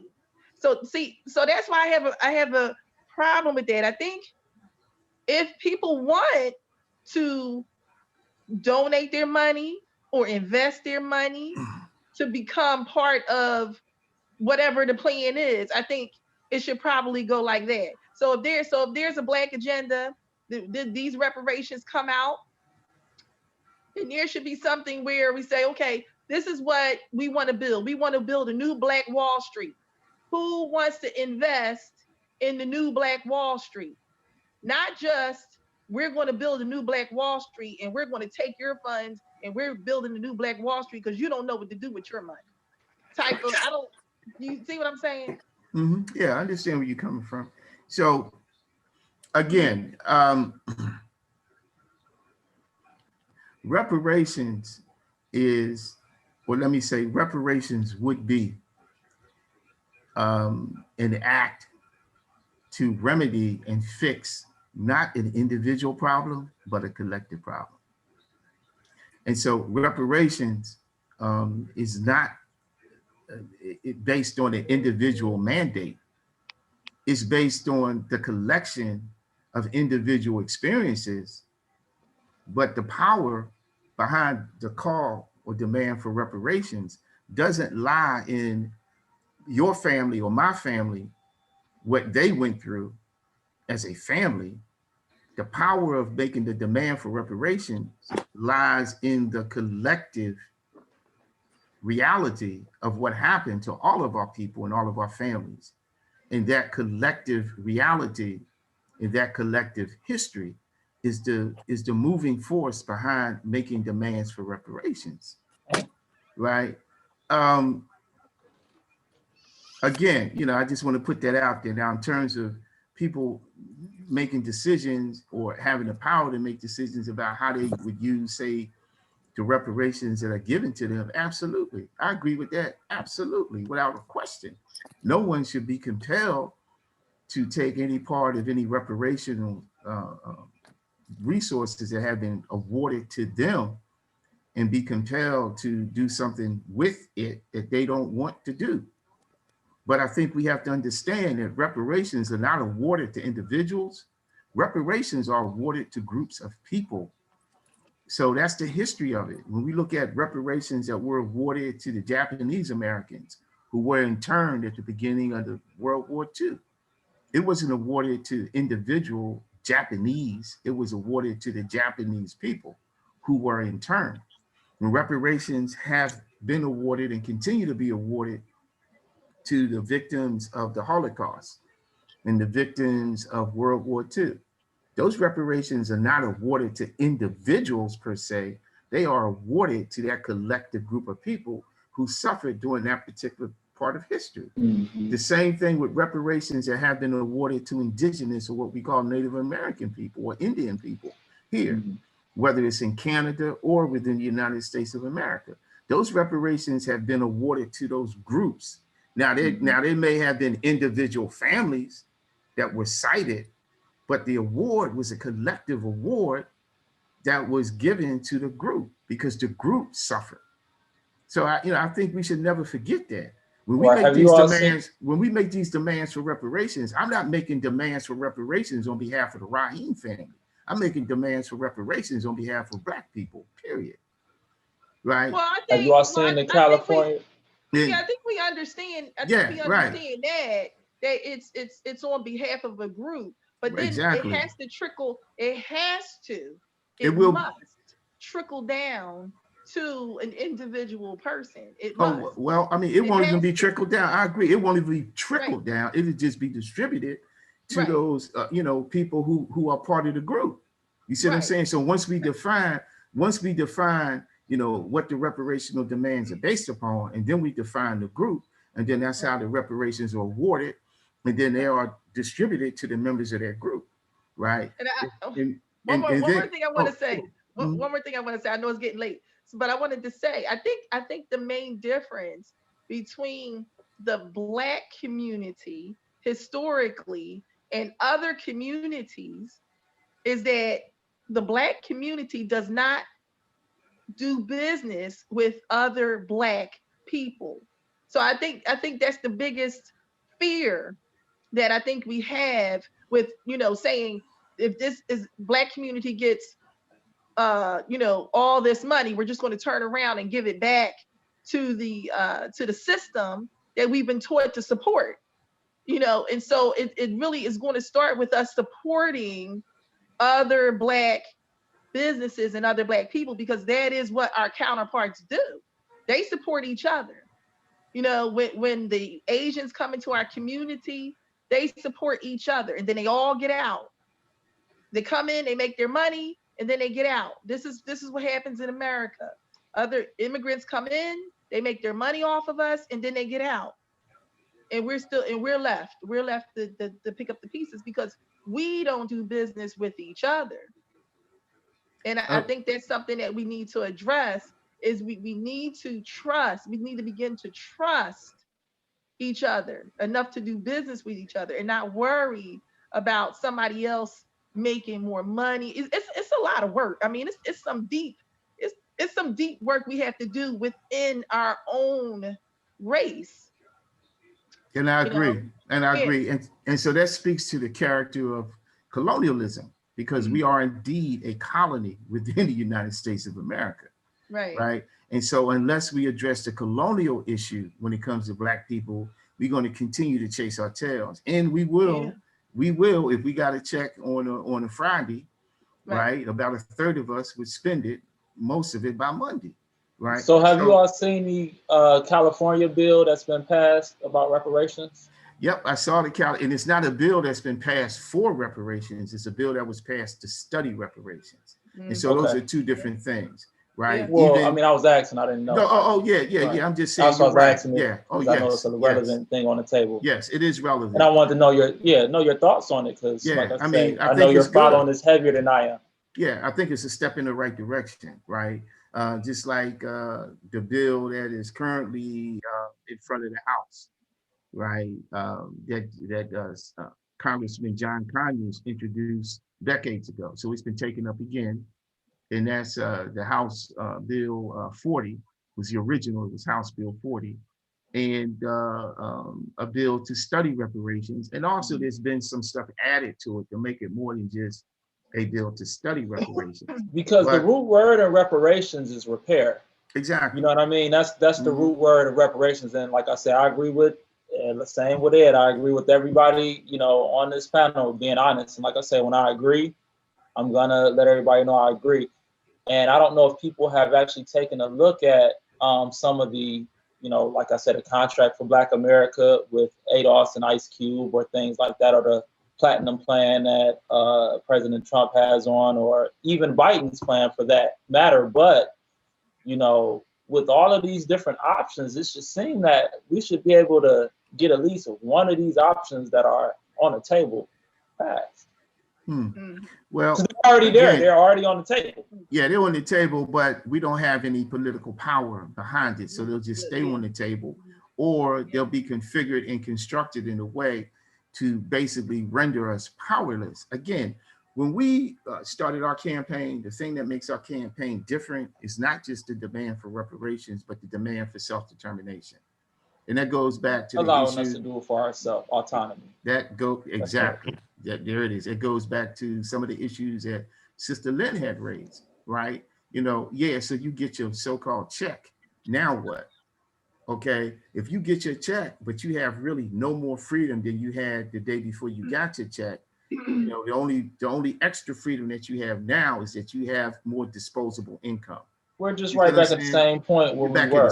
There you go, brother. Because and we got to break the cycle. There you go. Because now you have more money, you have more disposable income. You can buy that dream house, you could buy that extra car, you could go on 1 or 2 vacations, but your people collectively are in the same trick bag. Right. Yeah. Right. Well, the Black economic situation will not change until we, create a code and stick to it. We don't even stick to the code of no women and children no more. We don't stick to any codes. You're right. That's real old school. We used to stick to codes, brother.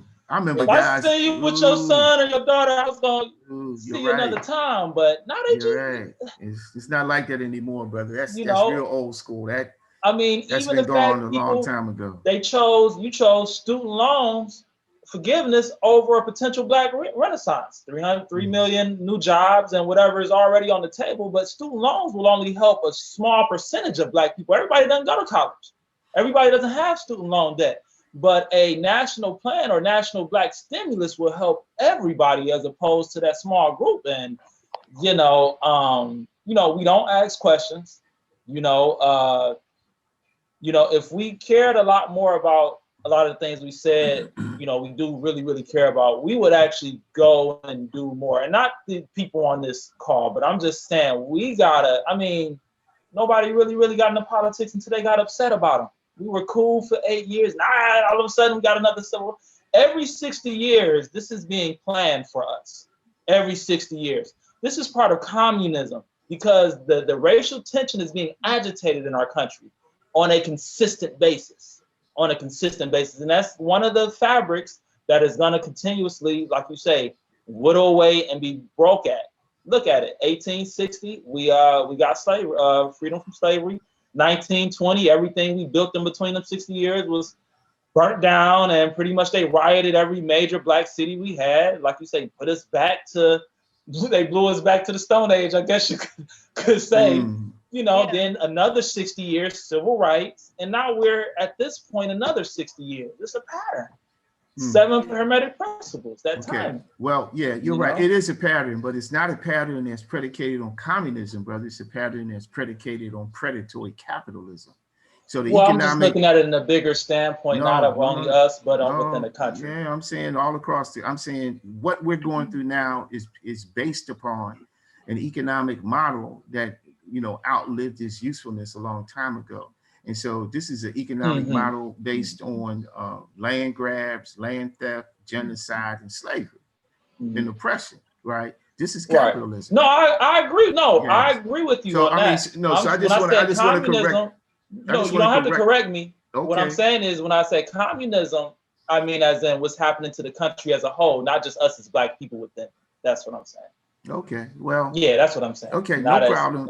So, but you know, I just want to make it clear. So, what we're dealing with, you know, is the reaction and the aftermath of living under a capitalist economy, using an economic model that is basically, again, it's based on racism, white supremacy, it's based on land theft from the Mexicans, it's based on genocide of the indigenous, the so-called Indians, and it's based on enslavement of the Africans. So when you develop an economic system based on that model, based on those type of deeds and characteristics, at some point it's going to collapse from within because it can't sustain itself. Oh, most definitely. You see what I'm saying? Right. So it's happening right now. And I think you described it very well. So, you know, in terms of reparations, again, reparations is great, but the issue of self-determination is even greater. It's even greater. We've seen it play out in different places around the world. I think South Africa is probably one of the most recent examples that we can look to. South Africa, right, struggled against apartheid. Right. Are you all familiar with the Maslow's hierarchy of needs? I am. Abraham Maslow's hierarchy of needs. I'm familiar with it. No, I had to look that up. Okay. So yeah.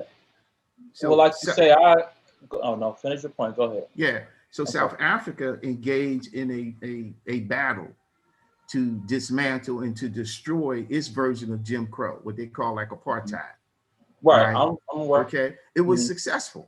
But now look at the condition of the vast majority of the South African people. The vast majority of the South African people are still poor, still struggling, still going through a whole bunch of drama. Now they have an elite group of South Africans. I'm talking about the Black South Africans. They're doing great.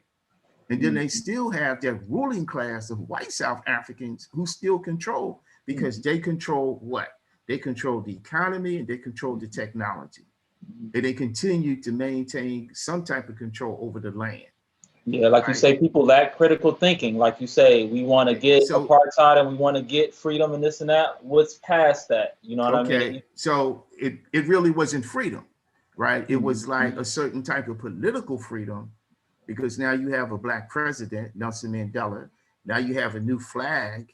Now you have some Black folks who have different positions throughout the country, but who controls your economy? The European powers control your economy. Who controls the technology? The European folks control your technology, right? So basically you're not free. And it's not just South Africa. You see that type of phenomena in many countries throughout the African continent, who when we were younger, they were on the front line fighting for freedom. Just like we was fighting during the civil rights movement, the Black Power, Black Liberation movements, they was fighting too. We were learning from them and they were learning from us. And we all made we all made the same mistakes. Because right now we got something that's very similar to what they have in South Africa. We got Black ruling class elites. So, you know, when you look at it, you look at Philadelphia, Detroit, Chicago, Atlanta, Los Angeles, New York. We could go on and on and on and on and on. In the late 1950s and the early 60s, we had a few hundred Black elected officials. I mean, literally a few hundred all across the country. Right now, we literally have thousands of Black elected officials all across the United States in a lot of the cities that I just mentioned. But look at the state of affairs of those particular cities. It's just like the Black politicians and Black elected officials in South The Africa. Democratic plantation, that's what it is. You're right. A lot of it has to do. It's the Democratic Party per se right Democratic now plantation, that's what it has is. become the face. It's basically the face of Black oppression in most cities and urban areas across the country, right? So, you know, so we got to take the long view. Reparations is great, brother. We need to get a check and everything that comes with it. I'm just saying get a check because it's more than reparations, just a check. But I'm just using that term. We need to get that check. But we also need self-determination, because if we don't have the self-determination, we're going to wind up being in the same trick bag all over again. And now we won't have any argument. We won't have any argument to demand justice, because the oppressor will turn to us and say, we already gave you a check. Now what? Right. Well, that's pretty much. We gave you a check. We spent the money. I mean, we used the resources. The rest of the now podcast, what? or let somebody else talk. So I definitely agree with you. Like you say, we need to match our strategies, right? We need strategies and we need goals. Match our strategies with our goals, like you say. And there's also a connection between achievement and anxiety. So like you say, brothers walking around here being fearful and, like you say, anxious and not knowing how to critically think when you're anxious is a bad combination. And then, like you say, strategies with the goals.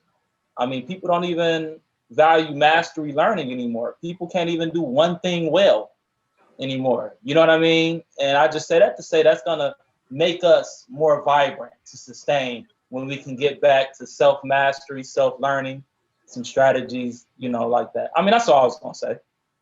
Okay. So what I like to do, Brother Ed, did you have your hand up? Is something that you needed to say? No, I'm still listening. Oh, okay. So what I like to do is continue to scroll down and get through this reparations piece. Again, how we got started. This is our mission. Our mission is to obtain reparations and self-determination for all Black people within the United States of America. And then from there, our points. We want reparations for the pain of suffering, enslavement, and economic exploitation of Blacks during the periods of slavery, state-sponsored terrorism, and Jim Crow. Number two, we demand the release of all political prisoners who, in response to Jim Crow, white supremacy, and state violence, engaged in organized resistance and were profiled, targeted, and incarcerated. So that would be members of the Black Panther Party, the Black Liberation Army, the Republic of New Africa, who are still in prison, who have been incarcerated now, many of them, for anywhere from 35 to 50 years. Number three, is there a way we can compile a list of them and see if we can get them pardoned or, you know, First Step Act or anything like that? No, it's not the First Step Act for this particular group of prisoners. You know, there are some organizations, and I can speak to that later. There are some organizations that have been fighting for the freedom of political prisoners now for several years, and there have been some victories from time to time. There was a brother named Jalil Muttaqin who was just released after 49 years of incarceration. He was a former member of the Black Panther Party. Number three, we demand the release of those political prisoners who are or were subject to additional harm, including prolonged solitary confinement and torture for political resistance during their incarceration. All must be released. We also seek redress, amnesty, and restitution regarding the so-called war on drugs and its continued impact on our families, neighborhoods, and communities. For example, mass incarceration. So the war on drugs, we see the war on drugs, we see mass incarceration as an extension or impact of the war on drugs, and it had an impact on our communities. Number five, we want self-determination or the power to determine our own destiny as a distinct group of people living within the United States. Number six, the United States of America continues to promote and implement policies and practices which render severe harm and oppression to Black people collectively throughout this country. Therefore, we are demanding the power to determine what type of future political, economic, and social relationship, if any, we as Blacks, African Americans, New Africans, etc., are to have with these United States of America. 8, we are making the above stated demands on the United States of America, its various municipalities, for example, the federal government, states, counties, cities, etc., and all businesses, educational institutions, foundations, and individuals who are direct and or identifiable beneficiaries from the horrific enslavement, exploitation, suppression, and oppression of Black people within the United States. So that's where we're coming from with our campaign, right? How we got started. I'll just scroll up again, just as a rehash, how we got started, our mission, our points, so we can be clear in terms of what our position is, our links. This is our web page or blog is here. We have a Facebook page. We have a membership group page on Facebook, and we have a national survey. So I'm gonna click this stuff quickly just to show you, and I'm not gonna, discuss it. I just want to show you. This is our web page or our blog page on reparations and Black self-determination. Here's some stuff about the Civil War you may or may not find interesting. So that's our web page. This is our Facebook page. For those people, who deal with Facebook, you can go to our Facebook page and check it out here. It's a little slow to come up this morning or this afternoon. Oh, here it is. So this is our Facebook page. What tab did you go to get the blog and all that? Contact us. Is it contact us? Yep. Okay. This is our Facebook, and then our membership group page, which is also on Facebook. So this is for people who are part of our campaign, but they also have other campaigns. And so we share information on this particular page on Facebook in terms of reparations stuff. Okay, so you'll find a lot of information here, different events from around the country, some from outside of the country, dealing with the struggle for reparations. So, and now, what's the status of the group now? Oh, go ahead. Right. And well, you know what, let me answer your question, because I do want to spend a little bit more time on the survey. So let me answer your question. Go ahead, bro. Yeah, I was going to ask you, how's the group doing now? Like, what is the status of it? Is it chapters throughout the different countries? I mean, tell me a little bit more about what's going on. Well, we don't have chapters in countries. We have people who are part of our national campaign from different cities around the country. So that okay, so they're not really chapters, but they're in different cities. We have people in different cities around the country. Okay. Yeah, this is a national campaign. Yeah. Okay. Our party is a national political party. So we're not just here in Pittsburgh, we're all across the United States of America. Okay, so what I like to do is look at the national survey, right? So this is the survey that we developed. Again, universally, when people talk about reparations, they talk about basically three things. I'll start with the third first, because it takes a little bit more of an explanation. If you're making reparations on demand of a people who have been engaged in an ongoing struggle against a dominant system or dominant group of people, an oppressive system or group of people, and as a consequence of that, your people were tortured, incarcerated, locked away, forced into exile, stuff like that. A part of your demand for reparations is that your people be released from prison, that your people have their rights completely restored, that your people who were forced into exile be allowed to return home. So that's based on international precedent. That's one of the demands for reparations that's internationally articulated and recognized, that if indeed, as a consequence of being oppressed, your people were tortured, locked up, incarcerated, locked away, forced into exile, that their rights be restored, their freedom be restored, that they be allowed to return. And then number one and number two is real simple. We talked about it. Internationally, people, when they demand reparations, they want land and they want money. So those are the three main things to keep in mind: land, money, and release of prisoners, if your folks were engaged in any type of struggle against the oppressive system that you're demanding reparations from. So for example, when the Japanese received reparations from the United States government, the rights and properties of those Japanese who had been interned, right, or locked up in the beginning of World War II, their rights and properties had to be restored. Their rights had to be restored, Their names had to be cleared. And if there were any properties that were still around, those properties had to be returned.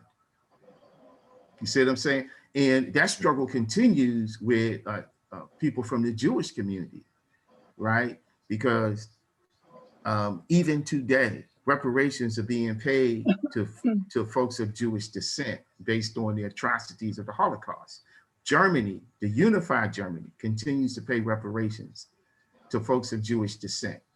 Also, there's still, as part of the reparations struggle, the uncovering of different properties that belong to Jewish families and businesses, right? The jewelry, the gold, anything, land, stuff that was taken from them, right?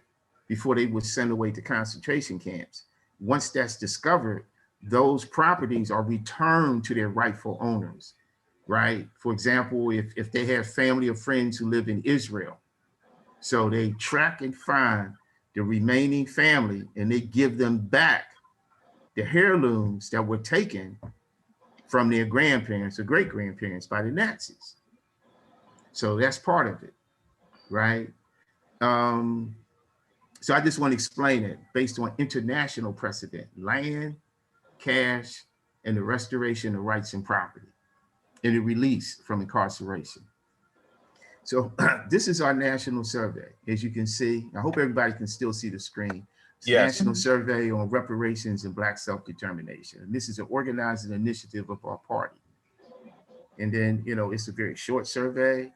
We get into the purpose, we get into defining reparations and defining self-determination. We thought this was very important. So the purpose of the survey is to gather information and feedback regarding the public response to the idea, proposal, and movement to attain reparations and self-determination for Blacks or new Africans within the United States, in particular those who are descendants of enslaved Africans. Now, we make it very clear, we don't adhere to the ADOS model. That's not where we're coming from. We're not saying that the only people who should get reparations are Black people who can prove that they are directly descended from folks who were enslaved Africans.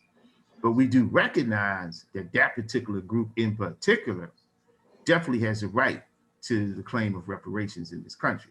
But we include all Black people, right? And we believe that it's up to us to work out some type of special formula, you know, for certain situations. So just say, for example, if you're of Nigerian background, now, if your mother and father came here from Nigeria 20 years ago, then your mother and father, they still living, they here with the United States, they can make a claim for reparations too.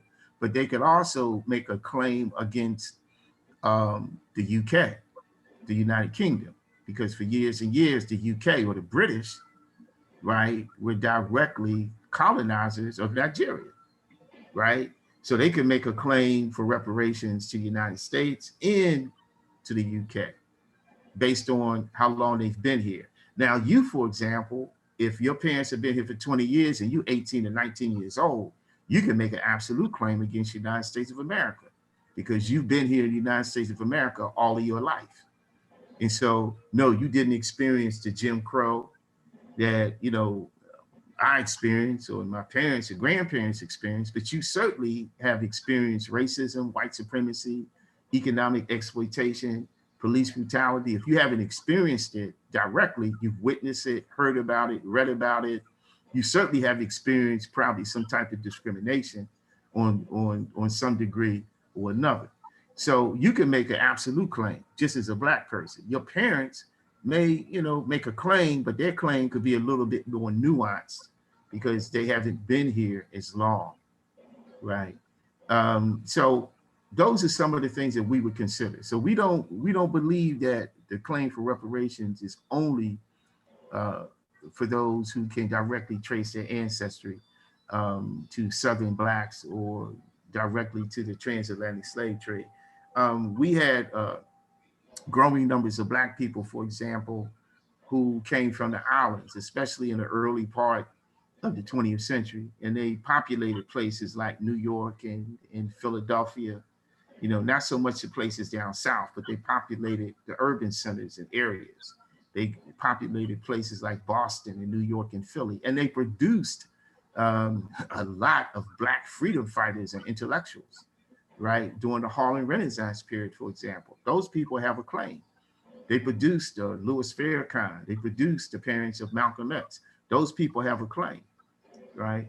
So we just have to be more nuanced and come up with formulas in terms of how we're going to address that. Also, at this stage of the game, we need all hands on deck, right? If you came from the islands, you came from the South, you came from the continent, or you came from Europe, or you came from Asia. If you live here in the United States, we're going to claim you as part of this nation because we need everybody in every talent, every skill imaginable to move forward. So I just want to make that clear where we are coming from, our campaign, and where our party is coming from. Now, in terms of how we define reparations, kind of, drawn from what you mentioned earlier, Brother KB, reparations, to repair and make amends, compensation for the effects and impact of slavery, state-sponsored violence, Jim Crow, COINTELPRO, which was United States government-led counterintelligence program to identify, target, assassinate, and incarcerate Black or new African leaders. The war on drugs, which was a government-led initiatives to flood the Black communities with drugs, to target Blacks with disproportionate numbers of arrests, convictions, and longer prison sentences. So we want reparations for all that stuff, plus extra stuff that's not even included there, but that we all know, right? So self-determination. Self-determination is the human and international right of a group of people to freely determine and decide its own political and economic relationships, the right to be a nation and determine their own political identity and destiny. This is based on international law.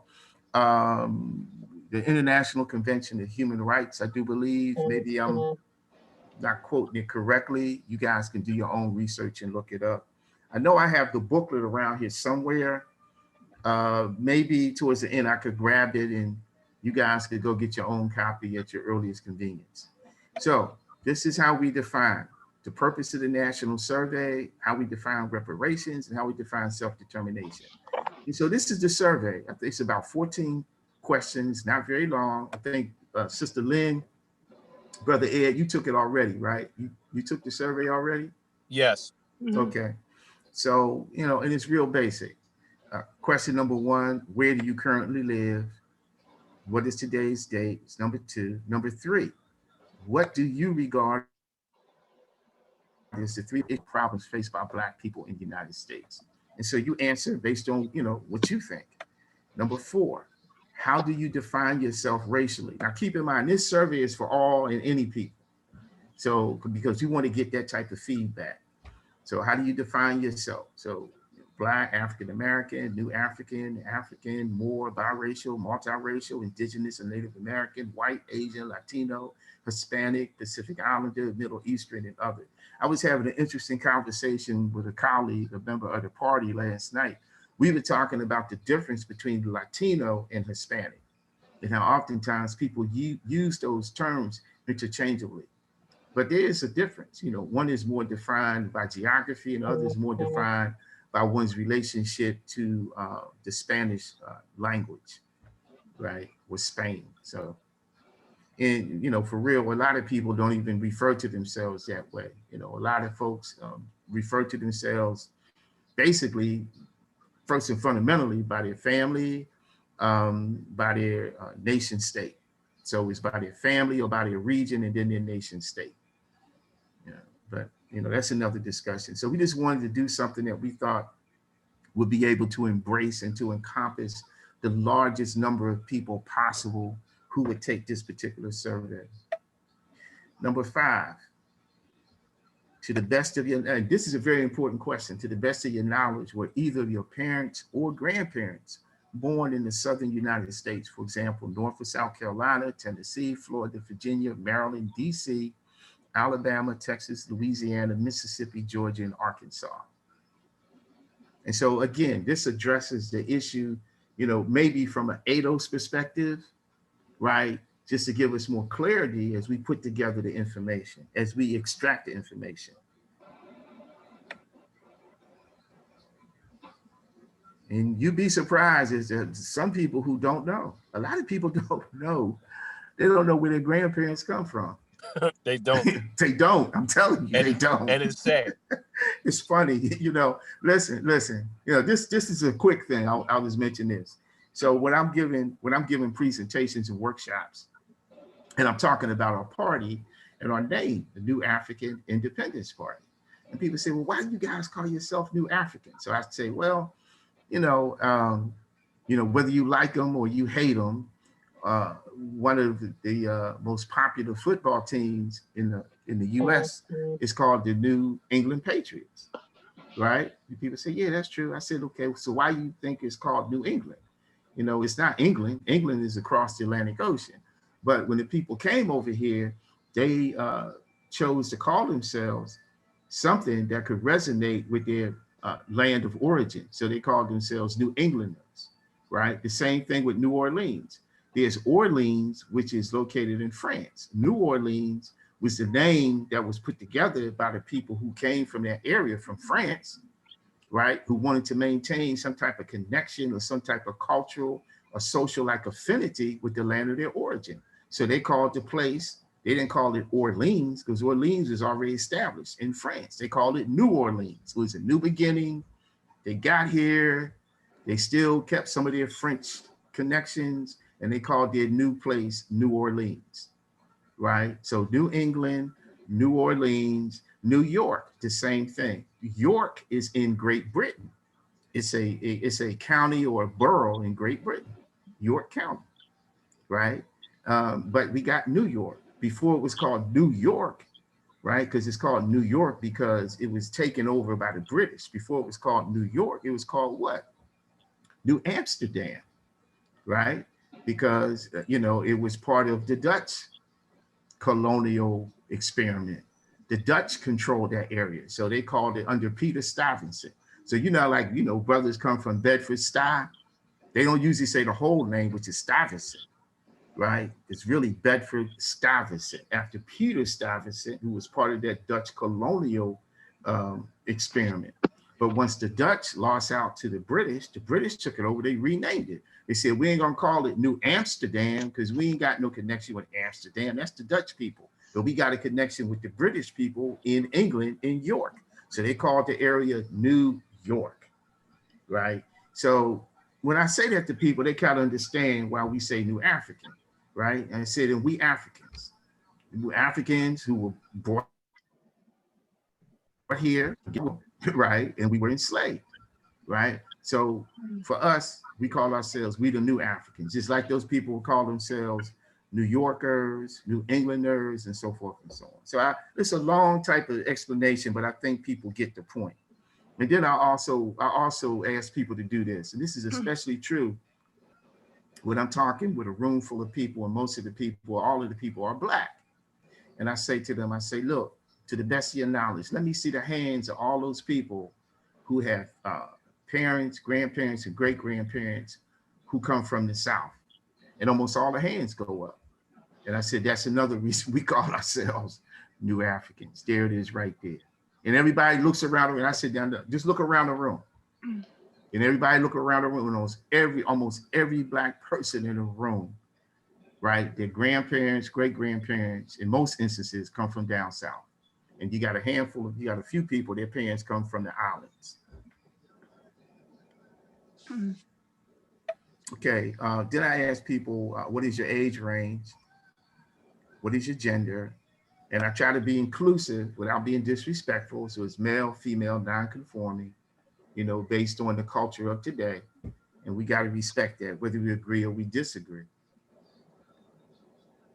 And how would you define your current status within the United States? It's a very important question. Some people, US citizens, some are US residents, some are New Africans, some are more, some people something else, however you define your status. Based on history, culture, economics, and politics, do you think Black people within the United States are a distinct group of people or nation? The vast majority of people who respond to this say yes. See, look, here's the thing. Even though we may not like it, we get treated as a group. You see what I'm saying? We are dealt with as a group. No matter what. No matter what. We individuals, we know we individuals, but we get dealt with as a group.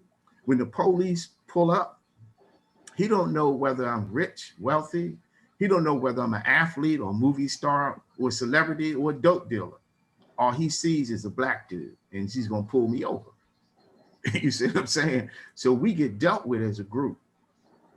Yeah, and so the outside world looks at us as a nation, even though we keep running around here looking at ourselves as individuals.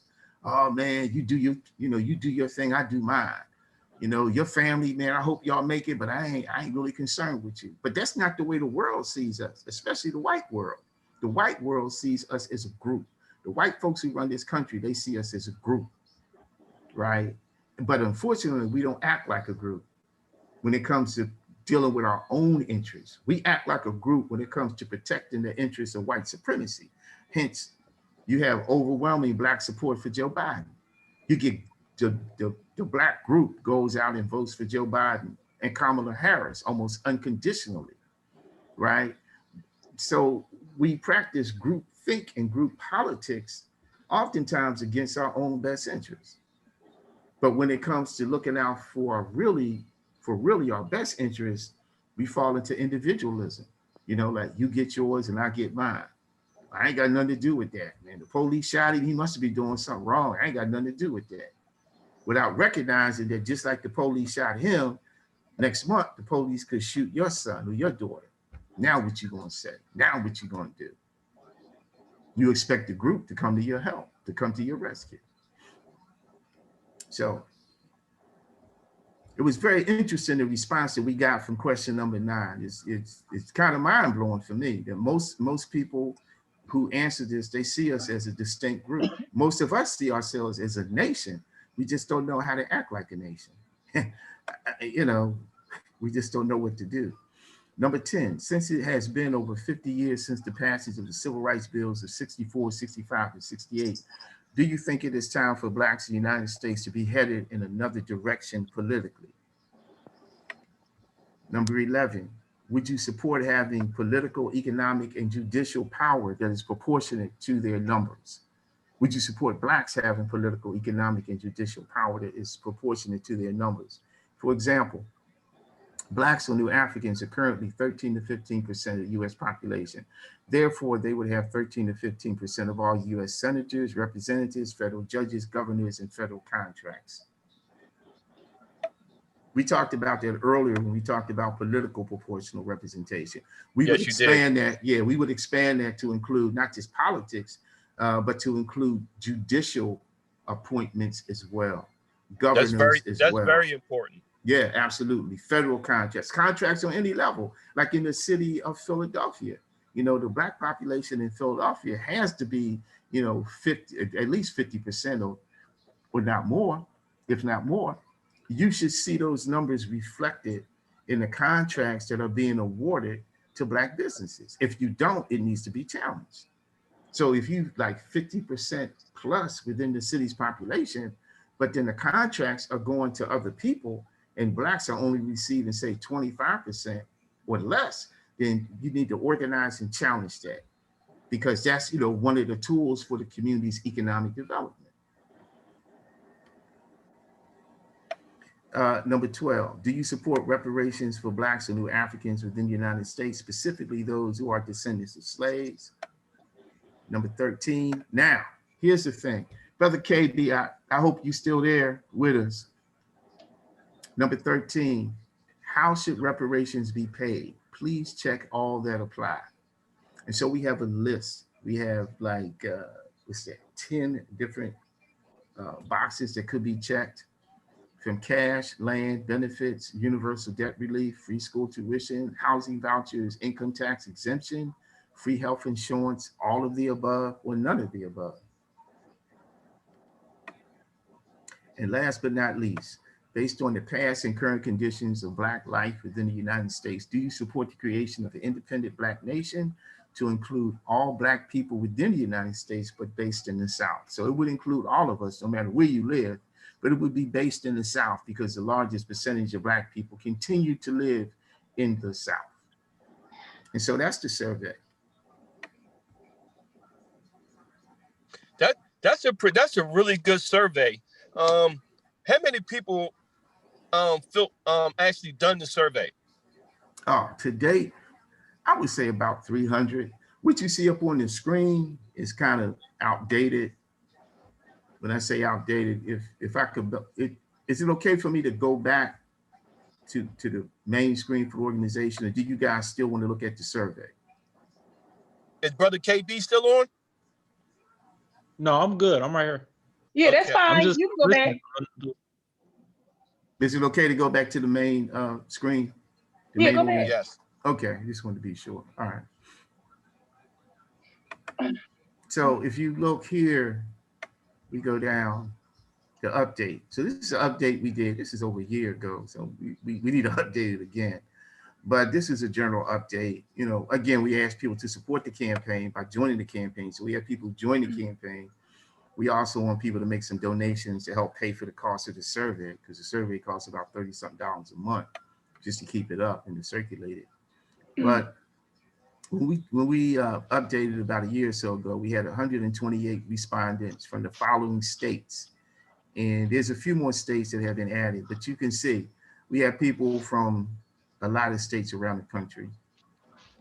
And these are the results. 81% of those surveyed had parents and or grandparents who were born in the southern United States. 83% of those surveyed see Blacks as a distinct group within the United States. 93% think the movement for Black freedom and justice needs to be headed in a different direction. 91% support proportional representation. 95% support reparations. 66% support a comprehensive reparations package to include land, cash, free healthcare, and free tuition. Within that above group, 42% favored land and 40% favored cash. So within that group of 66%, the top pick for 42% was land, and the top pick for 40% was cash. And number 9, 67% of the people surveyed support the creation of an independent Black nation based in the South.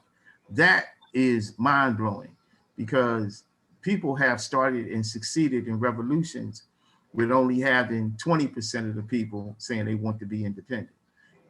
So to say you got 67% of your people who say we need to have our own state and our own nation, it says a lot. It says a lot. It says a whole lot. So, this is the tail end or the end of the reparations section. If you get a chance, there's a video I did about the connection between reparations and self-determination. And another video just encouraging people to take the survey. And, just a photo gallery of some of the organizing meetings we had, as far as building the campaign, meetings we have, gatherings we had. So, we've been putting in the work. We also submitted a petition calling for the city of Pittsburgh to have a public hearing on reparations for Blacks in the city of Pittsburgh. We were the first group to do that. So we had the public hearing. There's a picture right there during the public hearing. So we put in work, man, in our area, to try to make this happen and to push it forward. Okay, y'all. So that's it for the reparations piece. I know it was a lot. Excuse me again if I was kind of pushy, but I wanted to get through this. I wasn't sure how long, any of you had, and I thought it might be important. So excuse me again if I came off as being pushy or rude. That's not my intent. I wasn't sure how much time you had to devote to this type of discussion, and I was asked to kind of facilitate and push certain things, and so that's what I've been doing.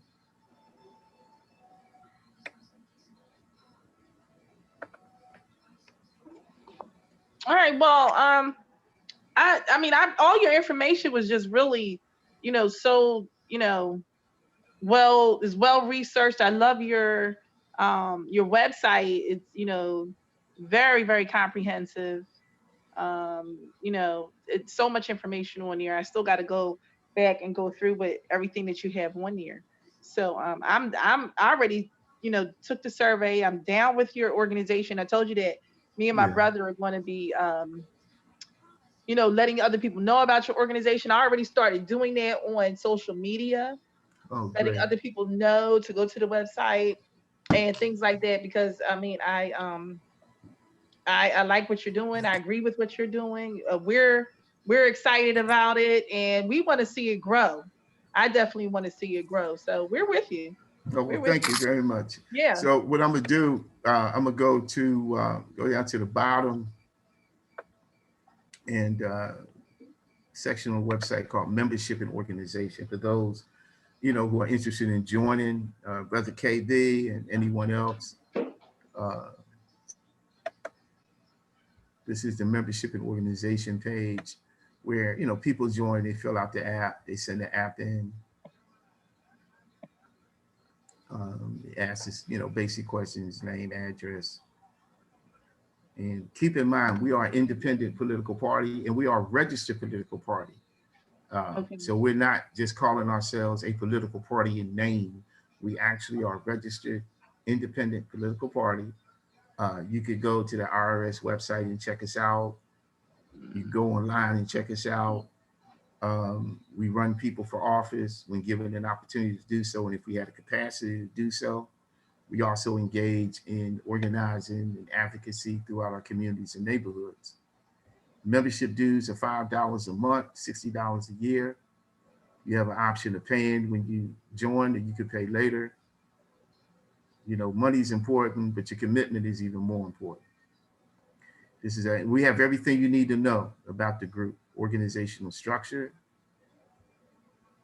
right? If you're interested in getting involved in any particular program, the campaign, like Reparations campaign. Here locally in Allegheny County, we have an ongoing campaign to establish a civilian police review board. We also have been building an independent Black labor organization or union as well. Chapter development. If you look here, you could go to this page under chapter development. First of all, if you look to the left, what you'll see is the state chapters and organizing committees for about 30, 35 different states around the country. And they're all connected to the Facebook pages that their people go to. So Okay. let's say, for example, if you want to check out, you know, name a state that you may be interested in, somebody. Georgia. So we go to Georgia. So we click Georgia, and it takes us to the Georgia's Facebook page. Well, that's interesting because I didn't see Ohio or Philadelphia on there. Well, you won't see Philadelphia, you'll see Pennsylvania. And we have a very active Ohio. Matter of fact, I'm gonna take Ohio. Oh, it's on there? Okay. Yeah, I'm sorry. Definitely. We got a good group of folks up in Ohio. 1,600 people. Yeah, we Okay, got a good group of people. On the Facebook. Yeah, on the Facebook. So this is Georgia, right? And let me take you to Ohio because, you know, folks, comrades in Ohio really rocking. Let me scroll down. Just give me a moment. Okay, so this is Ohio. Okay, now I see it. Okay. See Ohio. And also I need to point out something to Brother KB because he you know, referenced some other stuff. And again, brother, I apologize if I came off a little bit too rough. Again, I wasn't sure how much time you had, and I wanted to try to get as much information out as possible to the group. So this is Ohio. And, you know, there's a classic picture. A lot of people don't know that when Fidel Castro came to speak to the UN back in the day, right? He had a choice to stay at fancy hotels and travel with this person and that person. He traveled with Malcolm X. He stayed at the Hotel Teresa up in Harlem, New York. See, and that I didn't know. Yeah. A lot of people don't realize that when Fidel Castro and Che Guevara and them, when they had won power through their revolution, they turned to the United States for help. They didn't turn to the Soviet Union for help. They turned to the United States because the United States was in the Western Hemisphere. It would blow your mind as to how many people of color who were fighting for their freedom and liberation You know what one of the inspirational documents for them were? The Declaration of Independence. Ho Chi Minh, it's kind of funny. I mean, it's almost laughable. It's sad when you think about it. Up in Vietnam, first of all, Ho Chi Minh had came to the United States before. Ho Chi Minh used to read the teachings of Marcus Garvey and W.B. Du Bois. He was inspired by the Declaration of Independence, right? And a lot of these folks, man, they had a different view of the United States because they didn't know too much about what was happening with Black people, or they thought what was happening with Black people would be fixed in a short period of time, just like a bump in the road. They didn't realize how deeply ingrained white supremacy and racism was within the United States of America. So they looked at the documents like the Constitution and especially the Declaration of Independence. They said, wow, this is brilliant. And a lot of them copied those documents and used those documents as the foundation to organize their own revolutionary movements. Ho Chi Minh thought the United States was going to help. Castro thought the United States was going to help. But when they didn't, the Soviet Union, which was in competition with the United States in the post-World War II era, said, oh yeah, we'll help you. And that's how those countries got into that Soviet bloc. It's pathetic, man, but I mean, that's how it happened. That's how that happened. So figured I'd share that. Let me show you some stuff about Ohio. And this is really for brother KD. Because, you know, our comrades in Ohio, they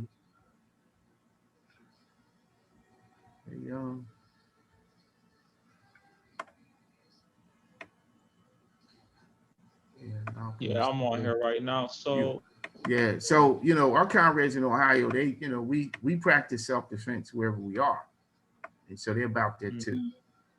And you can see, we believe in teaching and working in the community and doing the whole thing. So I just want to share that with you for those who are up in Ohio. In terms of Pennsylvania, here's Pennsylvania. And Pennsylvania, again, just got a few people, got a lot of people who like it, but we really need to develop an organizing committee and chapter on the ground. And that's where maybe some of you could come in if you're interested.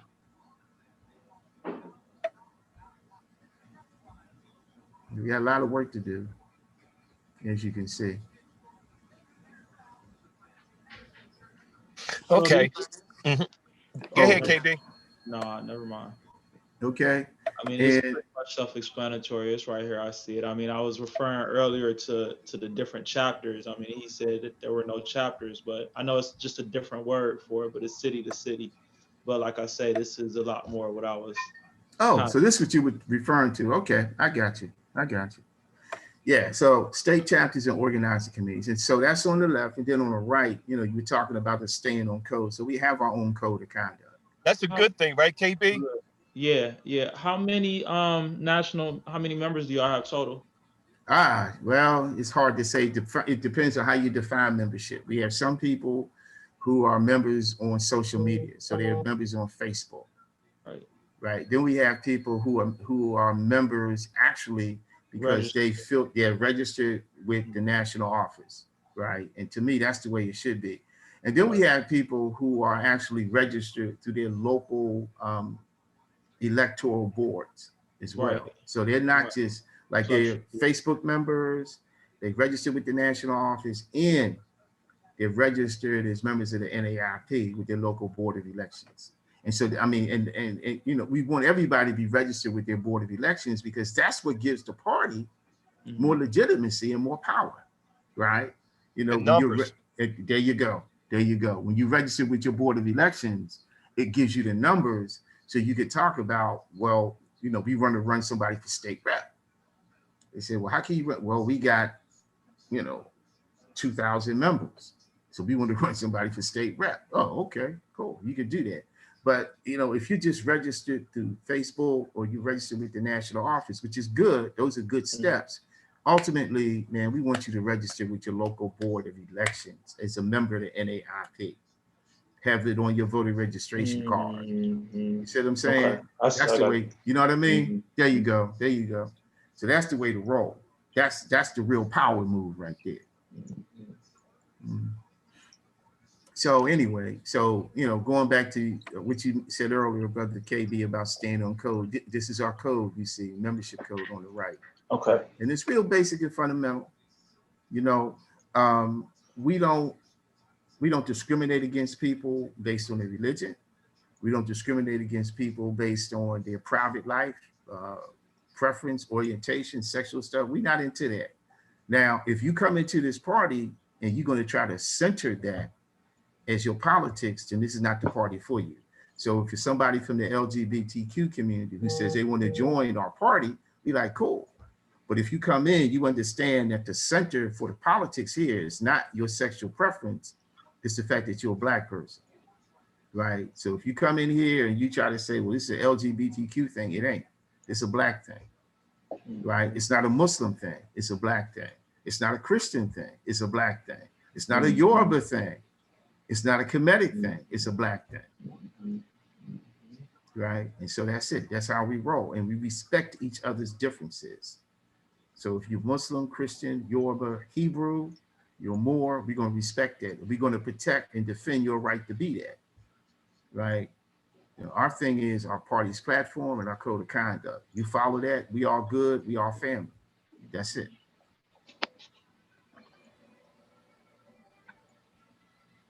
Still there, Lynn?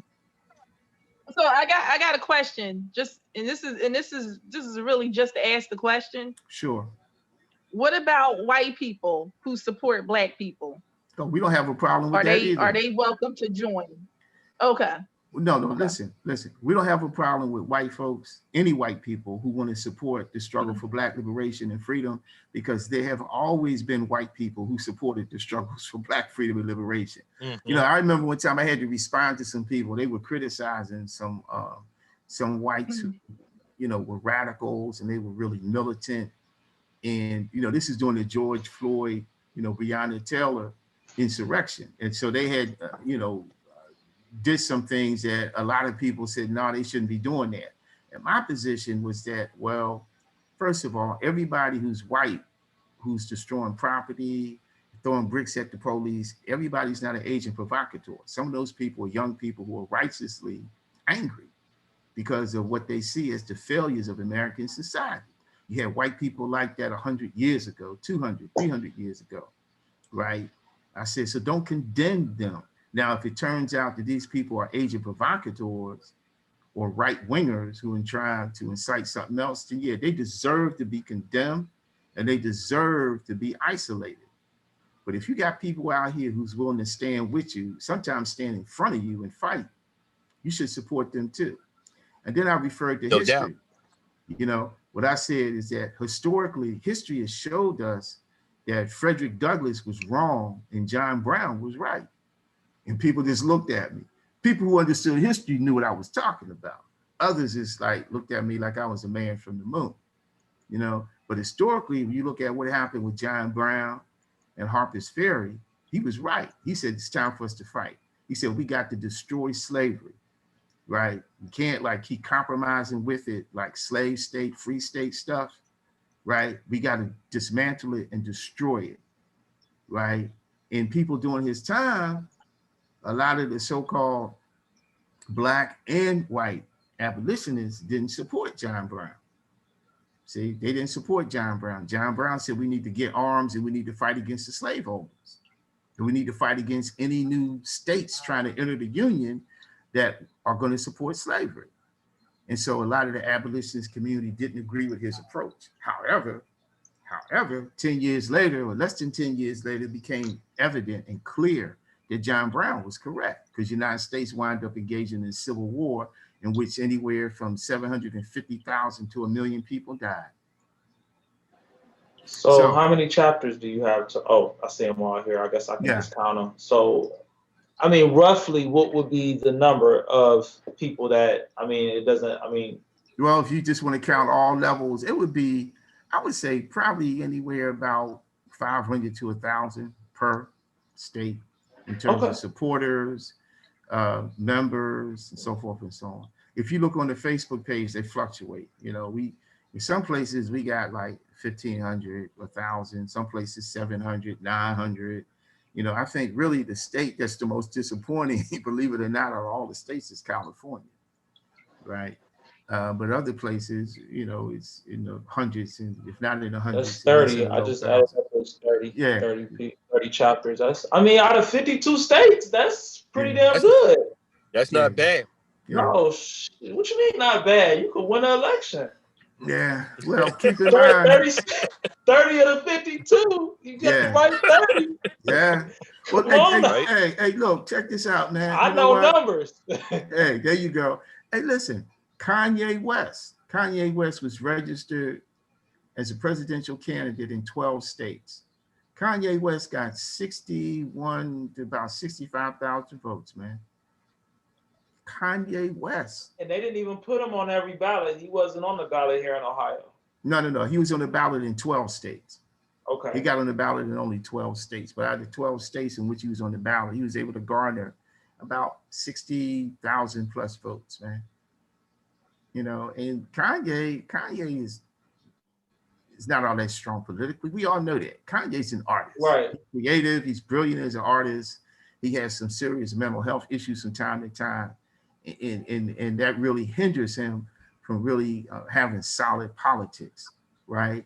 I think his heart might be worked good. with Kanye before. Yeah. I did a movie with him back in 2005, 2006. Okay. Up in New York. It was pretty cool, but kind of before he really did all that stuff. I mean, he had his first 2 albums out, but I had the chance to meet him and Jill Scott, Lauryn Hill. I mean, because I'm a music entrepreneur as well. That's what I do. Okay. Yeah. All right. I was gonna ask you as far as what is, so are you? I didn't do any research on you or anything. What is your role with the organization? I'm the founder. Okay. Yeah, I'm the founder. Okay, So I'm the great. founder and I'm the chair. I'm the chairman for the party. Okay, excellent. Yeah. So if you you can check out, there's another page, the membership of the organization that deals with our leadership collective. And a couple of people not on there. Well, I want to congratulate you, man. Great job. This is very nice, man. This is a great movement, and it's good to have, man. Like I say, that's why I was kind of in the beginning. I'm like, okay, I want to see it, but I don't see it. But now I see it. You know what I mean? Oh, okay. The more I kind of pay attention and dive into it, and it is very comprehensive. I can see that you covered a lot of the bases with it. I mean, and I actually didn't really get to comment on your on the rest of your PowerPoint, but it was very informative. There was a lot of good information in there that I didn't know before. You definitely kind of gave some light to a few different things as far as, like I say, the matriculation of the Black Panther Party into this and how it fit in with everything. But it was very informative. Oh, thanks, man. I appreciate that. You know, one of the keystones of our organization, as far as organizational development, is what we call political education, right? So as you can see here, political education classes are paramount, very important, right? And not just, you know, like we try to draw like a distinction, because some people, they define political education as what we would define as civics classes. Now, civics classes are important, but they're not the same as political education, right? Political education dives much more deeper into how the system actually works and our roles within the system and our history within the system. And it gives us examples and ideas in terms of how our people have waged resistance against the system in order to get some basic justice or basic reforms. Did you have any officials or candidates this past election anywhere?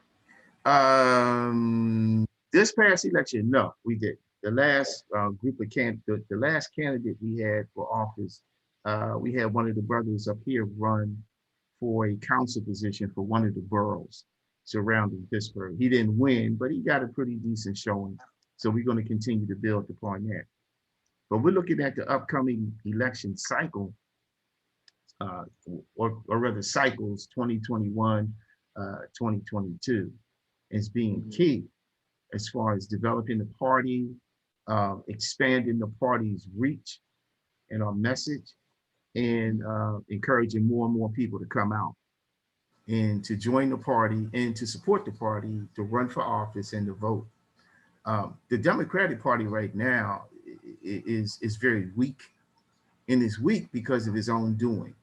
That they continue to put relatively soft, weak candidates in front of the Black community and demand that we vote for these people. And so we do, because we have no choices. We have no viable options and alternatives. Like the fact that Joe Biden won is not so much a testament to the popularity of Joe Biden or Kamala Harris, but the fact that people voted against Trump, right? And so that was really not a vote for Biden as much as it was a vote against Donald Trump. So what we see ourselves as doing is to create the politics of liberation and self-determination within the Black community, and provide our people with choices and options and alternatives that can continue to push that type of agenda, a Black freedom, Black liberation, Black self-determination agenda. Like in all the major urban centers and cities around the country, candidates who would push reparations and self-determination, candidates who would push police reform.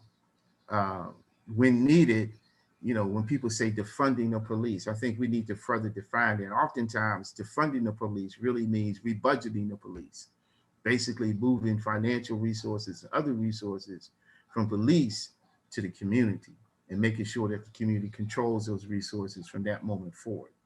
In some situations, police departments need to be dismantled, right? Because they have histories and reputations of so much corruption and so much violence. They have to be dismantled. And then the community needs to decide if indeed they need to have a police force, and then they need to play an active role in what this new police force is going to look like. So ultimately for us, it's about community control of the police. So those are three different things: community control, dismantling when need be, and defunding. So that's how we see it. So do the local chapters like have meetings, or do they meet regularly, or is there a agenda or any type of things that they have to keep? And I know that varies from state to state. I'm not asking you to account for all of them, but it varies from state to state. We have meetings amongst certain members of the party. We try to meet about once a week to talk about some things. We have an online meeting where we go over a few things, and they include some members and representatives from different places around the country. So we do that on a pretty regular basis. Okay. I have a question. One question is kind of a simple question. The Black militia that we have, is called the Not Fucking Around crew. Mm-hmm. How do you incorporate them under your umbrella? Oh, well, I could do that. I mean, they have their own group, their own leadership, their own organization, their own structure. That's our Black militants, and they look like they're very well organized. Majority of them are ex-military people like myself and my sister. Mm-hmm. I was thinking about joining, but how would you get them under Black is Back? How do you get them under that umbrella, so we can build not only financially but also have security that you was talking about earlier? Mm-hmm. Well, now shifting gears just a little bit, the Black is Back Coalition is a coalition of 18 different organizations, right? As well as some individuals. So we belong to the Black is Back Coalition as well. Maybe extended an invitation to the NFAC to join the Black is Back Coalition. But can you make that happen? I could talk to people from our steering committee and see if indeed they would want to extend an invitation to NFAC. So it's not something that I alone would decide. It would have to be a collective decision made by the steering committee. Right now, the NFAC could, on their own accord, come across some information about the Black is Back Coalition. And if they decide they wanted to put in a membership application, they could do that as well. Well, so like you said, they need to register as members of the NAI, your party. That's not gonna stop. They can still be NFAC, but they need to register on their ballot. You're right. And they could vote do that when too. it's time. They could do that too. That's another way they could go. If they I'm registered, starting to see what you're saying. yeah, if they came in as members of our party, then they would Right. automatically be members of the Black is Back Coalition because our party is a member of the Black is Back Coalition. They should be a part of your organization. No, I mean, really the way, I mean, not to cut you off, Ed, but I mean, everybody should be a part of your organization, whether you Republican, whether you Democrat, no matter what organization you in. Every person of melanated, and like my sister said, even some of the white folks should be running. They could be running. White people could be running this political party, NAIF or you know what I mean? But I mean, excuse me, NAIP. I mean, because I ain't have it in front of me. Thank you. I mean, it makes perfect sense. Now that I'm seeing that it's a registered political party, in which, like you said, we can get enough. We can turn all them blue areas black. Shit, I mean, for real. You taking you know what, brother? You taking right. taking the words out of my mouth. Because you know what? Check this out. I was sitting there watching these political pundits and analysts. They say, "Oh yeah, this is red, this is blue," and I'm thinking to myself, you know, Black people saved Joe Biden's political career. We saved it in South Carolina when they had the South Carolina primary, right? Because up until that point, Biden hadn't won any primaries at all. The only folks who had really won the primaries were Buttigieg and Sanders, right? Biden was like a long shot. The black electorate in South Carolina, under the leadership of I know who it is. You know, what's the congressman's name from South Carolina? Yeah, hold on. The black guy? Yeah. Oh, your boy, hold on, Tim Scott. Yeah, Tim Scott. No, not Tim Scott. No, Tim Scott is the black senator from South Carolina. Okay. I'm talking about the guy who's the leader in the House of Representatives. His name is James Clyburn. Under Clyburn's Democrat Congressional Black Caucus. Exactly. Under Clyburn's leadership and initiative, he was able to rally the black electorate to support Joe Biden. Now, if that had not happened, Joe Biden probably would have withdrawn from the race because he hadn't won any primaries. Easily. And he was in bad shape. So once that happened, he was in the race. And then we all know, in terms of the black voter turnout, that black people, the vast majority of black people who voted, they voted for Biden. So black people put him in the White House. Now, look at the margin of victory thus far. The margin of victory between Donald Trump and Joe Biden is what? About anywhere from 1 to 3 million votes? It's about 1 to 3 million votes. Did they take some back? I think it was 6 million at one point in time. Did they take some back? No, I think it was like 74 million for Biden and 70 or 71 million for Trump so far. Let me ask y'all a question since we're talking about this real quick, and if my analogy or if my mathematic, just analysis is off. Okay, you look at states like Ohio and Texas, you got at least 5 major black cities. I mean, when I say major black cities, you're talking about completely blue, almost to an extent, right? If they went red, what would conclude that states with only 2 or less than the blue dominant areas would go for blue? You don't have nearly the numbers that you had in the other states that went completely red. Like the ratio is unbalanced to an extent. Is it just me that's thinking like that or that sees that? Because like I say, of course, Texas is way bigger than Georgia or Philly or any of them states, Nevada. And you also had many people that moved from California to intentionally try to turn that state blue. That's what people do all the time. I'm in Ohio.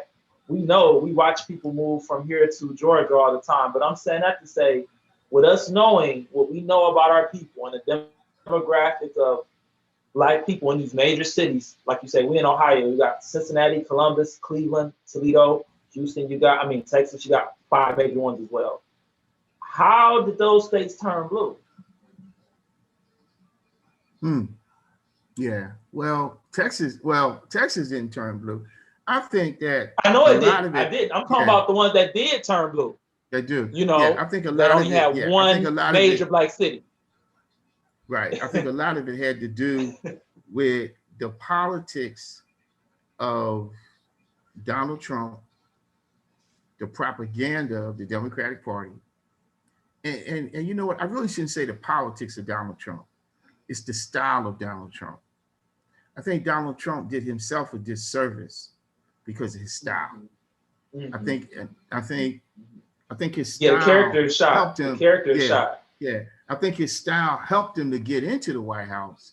But I think at some point, because he wouldn't accept constructive criticism as far as knowing how to turn it down a little bit, I think it cost him. Mm-hmm. Right? Yeah, I you really got to think be it cost humbled him. at some point in your life. You have to Sure. learn to be humble. Sure. And you You have know, to show some type of, humanity and humility, especially during something like a crisis, like a pandemic, right? Right. I mean, you the head of a major country, man, you got to show some compassion, right? You may be firm on your economic policy, on your political policy, but you're in the middle like of a pandemic, you got to show some human type of stuff to your people, right? Because folks is dying all around you, right? You can't be talking about how it's going to go away and people all around you is falling. Well, I didn't really want to get into defending Donald Trump. I wanted to get into saying that if you look at that, there's 5 major black cities in these states, in these major states, and you look at the other states that at the most have 2 major black cities. Mathematically, because of course we can still look at the popular tabulations. How is it that a state with only 2 goes blue? Doesn't make sense to me. I follow what you're saying, Craig. I follow what you're saying. I mean, I just wanted to put that. I mean, I haven't really dropped that to anybody else. I be in here thinking to myself, but my point is, I'm a numbers guy. I don't like words. I don't like to write papers and all that. I'm into the numbers because I'm a musician. But if you even look at Ohio, you got 5 major cities. Texas, you got Houston, you got Dallas, you got all of these big major black cities who in this state, they went to Trump. And I'm not defending either one of them, but at the end of the day, the policies talk, man. You're getting people out of jail and things like that. And how can you say you care about black businesses when you walked away from a $500 billion bill on the table? You put your foot on your neck and even more, you push the gas, regardless who's in office. You use them to your favor because you have to vacillate both ways anyway. I'm not Republican, I'm not Democrat. But that's what I'm saying, seeing what is going on with you, we could easily, like you say, the faster we get them boots on ground running and get them numbers up, faster we can get to them positions that you were talking about at the beginning of your presentation. I agree. Yeah, brother. Yeah, you're right. I agree too. I mean, when I look at the state of Pennsylvania, for example, in the state of Pennsylvania,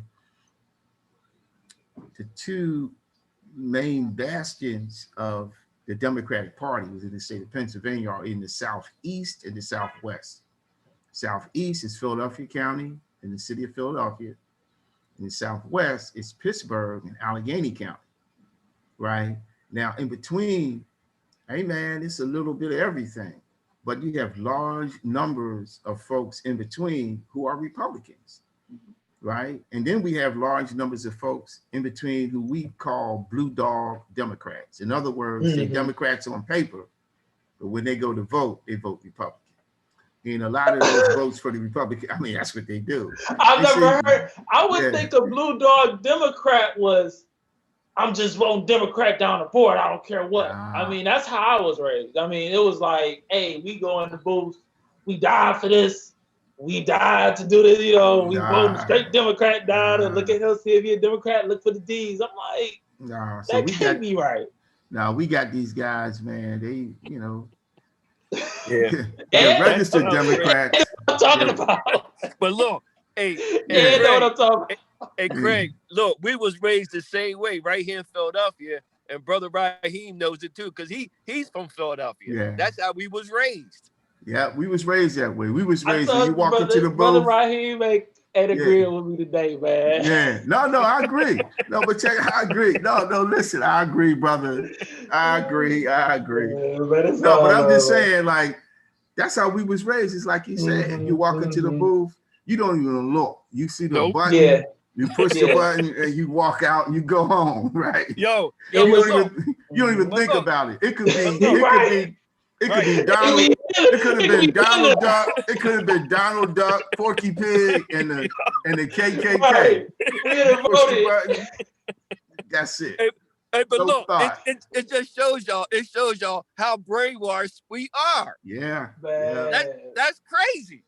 No, but it's as the sister said, it's epigenetical. It's down into the gene where it needs to be unwired out of our DNA construct. Like it's no way your party should be sitting here and everybody talking about, you know, if you out here talking about I can't breathe, you should be registered for this political party. Yeah. I mean, not even, and like you say, I like how Brother Raheem is playing the neutral side, man. We're not militant. You know what I mean? Because now at that point, you got people like Antifa. They want to come in now and try to control. Now we'll take your Antifa vote. I'll take that motherfucking Antifa vote. Give me that, right? But other than that, we can't really. And it kind of keeps people selectively permeable as well. Because I know Brother Raheem doesn't have, you know, everybody to the table to an extent. Because like I said, this is a straight grassroots organization. You know, not that you want to turn people away, but to an extent, you know, I believe there are moles out here, and I know there are moles out here. Oh, absolutely. I mean, you know, just like we do our job, and our enemies and our opposition, they do their job as well. And I wouldn't expect anything less. The truth be told, I mean, I'm never surprised or shocked. People say, "Oh man, I don't know how they could do this." I'm like, I don't know why they wouldn't do it. Right. You know, we're at war, right? It's a conflict between the different sides and different parties, man, for power. So, you know, this group, they're going to do everything they can to get power and to stay in power, right? We have to do everything that we can, right? So we can get power for our people and for people who are our allies and friends. So that's what time it is. I'm not surprised. I'm not surprised when they try to infiltrate groups or organizations. I'm not surprised that they have moles. I'm not surprised that they send trolls to social media sites. I'm not surprised. I'm not surprised that they try to set people up. I'm not surprised. We need to always be on our P's and Q's and be as vigilant as we possibly can. But you're a political party. You can come into a voting meeting, but like you say, those other meetings, you know, to a certain aspect, you know, you're not going to even know about those, but we'll take your vote. I mean, that's why I said I like how it's really more so neutral. And like you say, chapter to chapter, you know, kind of is based on the culture of the people. You know what I mean? Mm-hmm. Which is how it's kind of supposed to be, right? So yeah, so hey man, you know, we just trying to do the best we can and you know, try to keep everything going quickly. This is our curriculum for our political education and community organizing classes. And so basic and fundamental is the philosophy and platform of the party. That's the basic fundamental document. And then we have other modules. So we have approximately 16 different modules that we teach. So as you can see, the philosophy and platform, introduction to community organizing. I talked earlier about the white settler nation. So we actually have a class to explain that and to talk about that. What is a white settler nation? For example, there are about 5 or 6 white settler nations that still exist, right? Many of us don't see them that way because we haven't been taught to see them that way. For example, the United States is a white settler nation. But what are some of the characteristics of a white settler nation? They come into a land. They say the land is their land. They settle in certain parts, and then they invite other people to come in and to settle and to expand. They usually undermine the indigenous culture.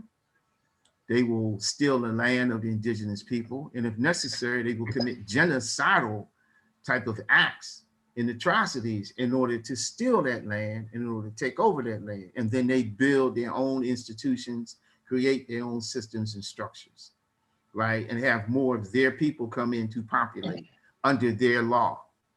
And again, they demonize the people who were there. They demonize their culture. They demonize their religion. right? So all those are characteristics of white settler nations. So we have several white settler nations all throughout the world. And many of us don't see them that way because, again, we haven't been taught from that perspective. The number one white settler nation in the whole world is the United States of America, a nation that was founded upon the genocide of the indigenous people, that engaged in the land theft of the Mexicano people, and that was built, literally built, upon the slavery or enslavement of the African people, right? But then we get other white settler nations like Australia, like New Zealand, like Israel, right? So all those are like examples of white settler nations. And So you may let me be able to ask think you of a this. few. Yeah. So why haven't, how many, I mean, how many years has your party been registered as a voting party? Since 2014, 2015. 2015 was our Okay. first campaign. Okay. Yeah, that Okay. was our first actual campaign, but we've been registered as a voting party since 2014. I founded the party in 2012, but you know, we didn't really become activated until 2014. And do you have any politicians right now currently, like just as memberships that are like, do you have a board of politicians?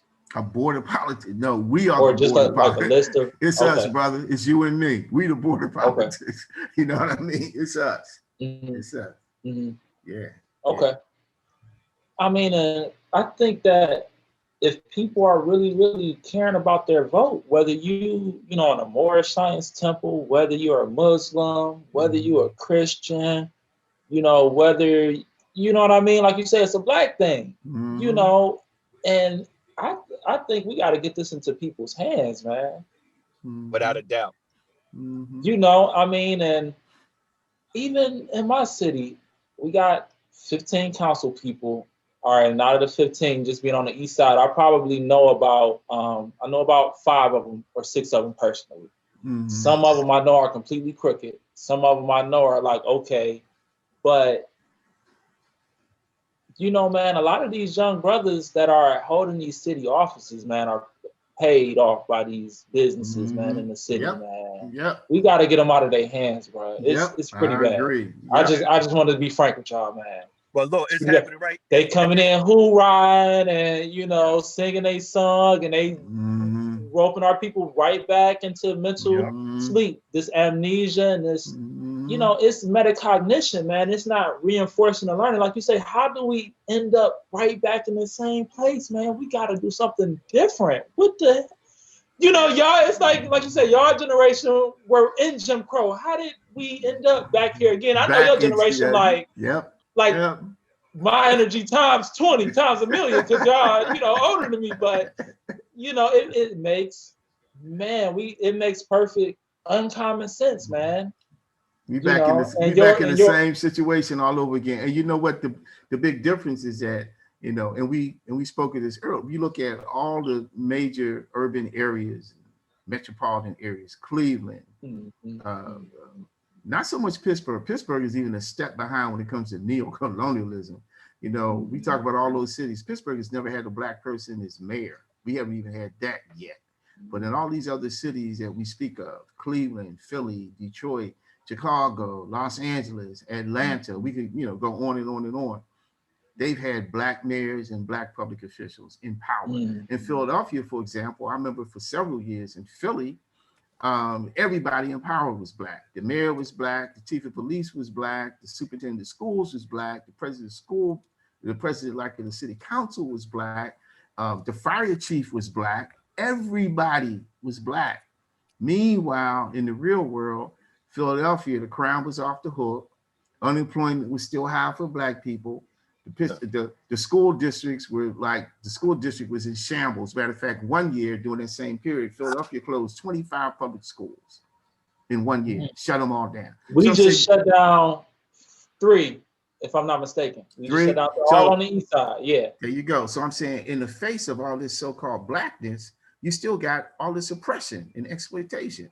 So when you look at a lot of the cities today, the major cities, the face of oppression for a lot of our people, it's not the Republican Party on the local level. I agree. Now, here's the reality.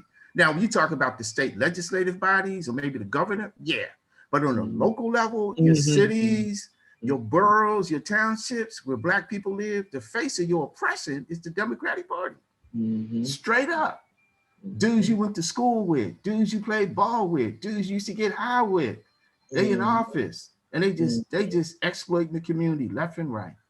I agree with you, man. I actually I came out of high school in 2004. I do have a high school classmate that is a councilman and not too far from our ward. But, you know, I live in I hear gunshots where I live at. You know what I mean? I'm saying that to say I ain't moved out and I know what's going on. They are bringing in the truckers and the industries and trying to push us out slowly but surely. Like you say, it's a waiting game almost. You know, and they bring it down as low as they can. They, like you say, they let the violence get bad. They don't put up grocery stores, man. We ain't got nothing but a China Mountain and a chicken spot. It makes no sense. And this same guy has been in his office for over 40 years. Then we need to get him out. You see what I'm saying? See, people like that are targets for the NAIP. And I don't mean target like we're going to hurt the brother physically, but I mean, this brother, it's time for him to go. Yeah. We need somebody like you, some other brothers and sisters to take his place. Get him out of there. We need people who are beholden to the community and not to the wealthy and rich developers and corporations.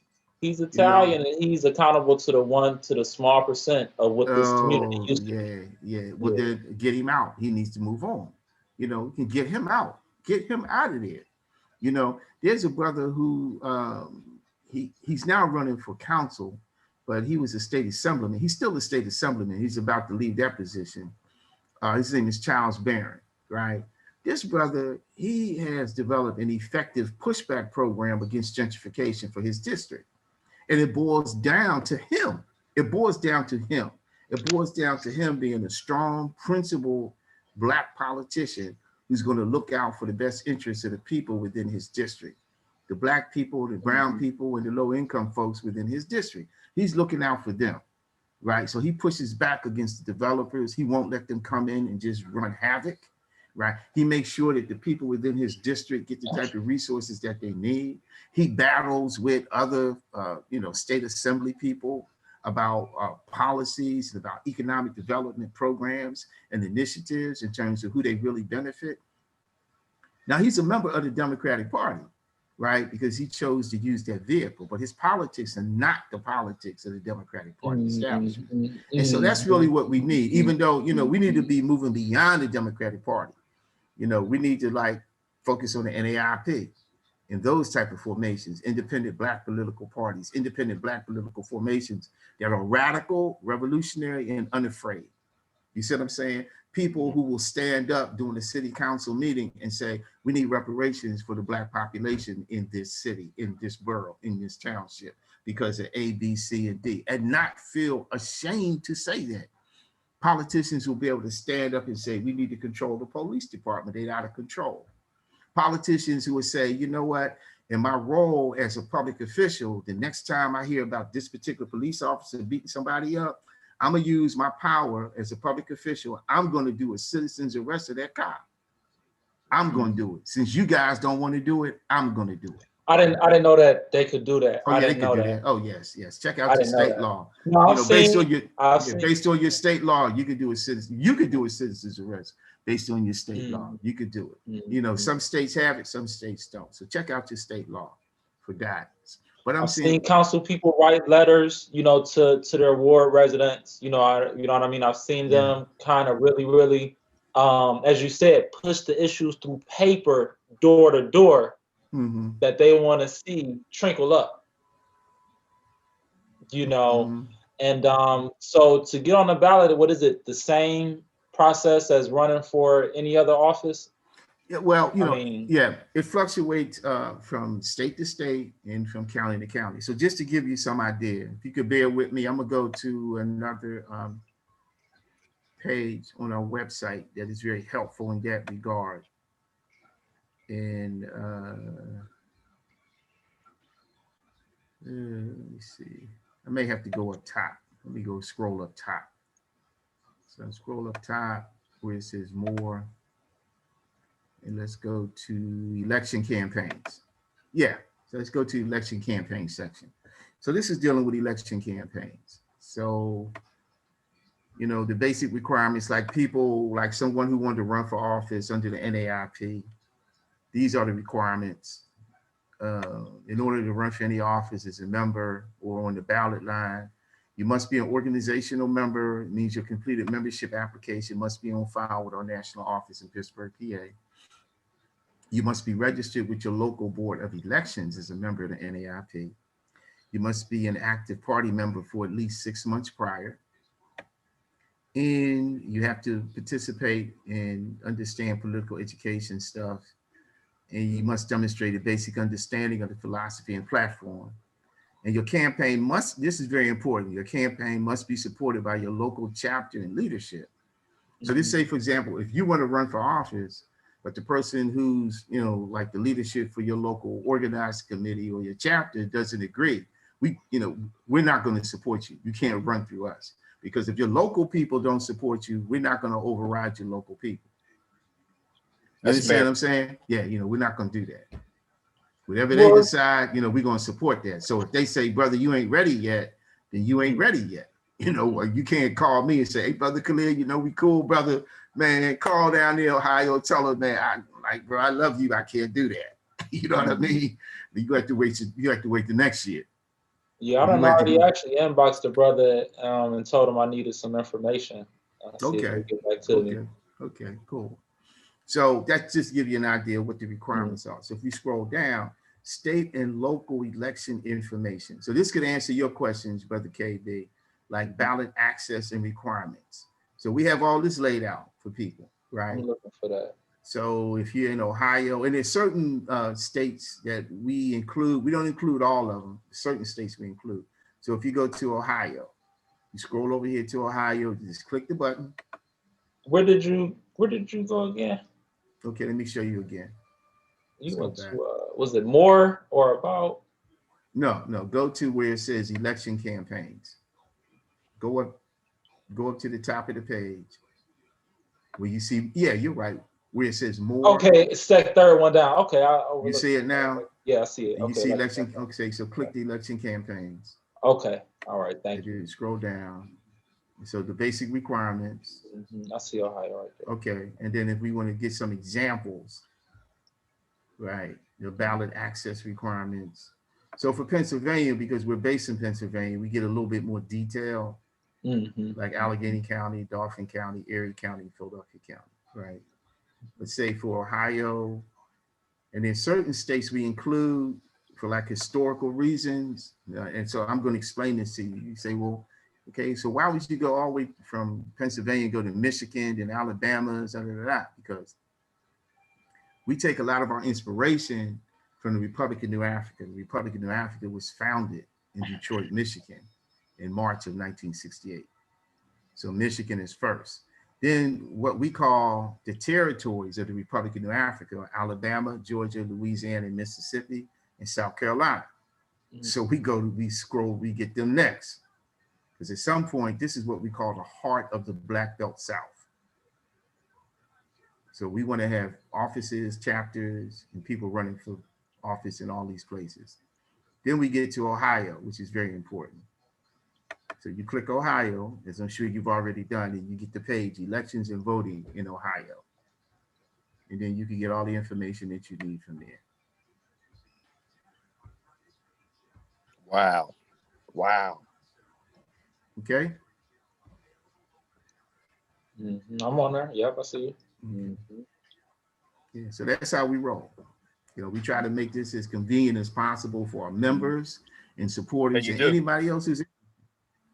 Yeah, I told him it was comprehensive. It's broad. Everything you could think of is pretty much covering it.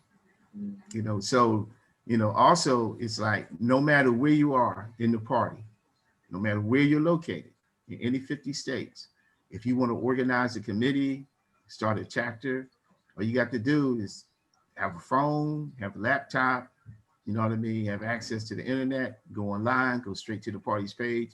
You don't even need to talk to me. You can do it all from the page. You can say, oh, man, I'll talk with Brother Khalid next year, right? I'm gonna start organizing, right? Right. You don't even need to talk to me. All you got to do is have access to the internet, go to the website, and you can start organizing your chapter or put together an organizing committee from scratch. It's all right there. Wow.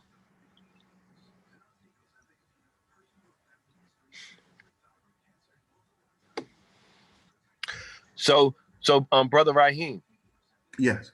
I'm going to send you a phone number when we get off, so you can get in contact with my man with the podcast. Craig, do you deal with anybody who has their own podcast already set up? Not really. I mean, it's a couple radio guys up here. I don't really per se that they know if they have podcasts, but it's a few brothers that I think need to hear Brother Raheem out. Exactly. So that's my point. Yeah. So listen to this.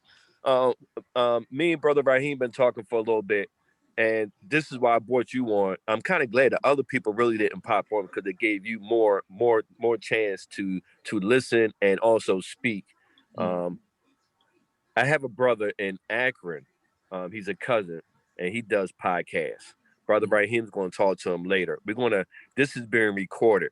Would you mind him adding that into the podcast? And this way you could pick it up. It's going to be on YouTube. And I think he could get it on Facebook too. I'm not sure.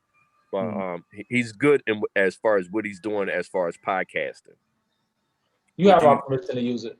Okay. I appreciate it. Okay. Now for me, I'm in the process of putting together a podcast. It's called Everything Black is Political, right?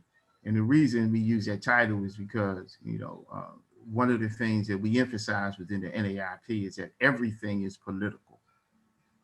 And, that's like a core part of how we approach discussing and defining politics. So the podcast that I'm working on putting together is called Everything Black is Political. I like that. Whatever the brother does, whatever your cousin does, right?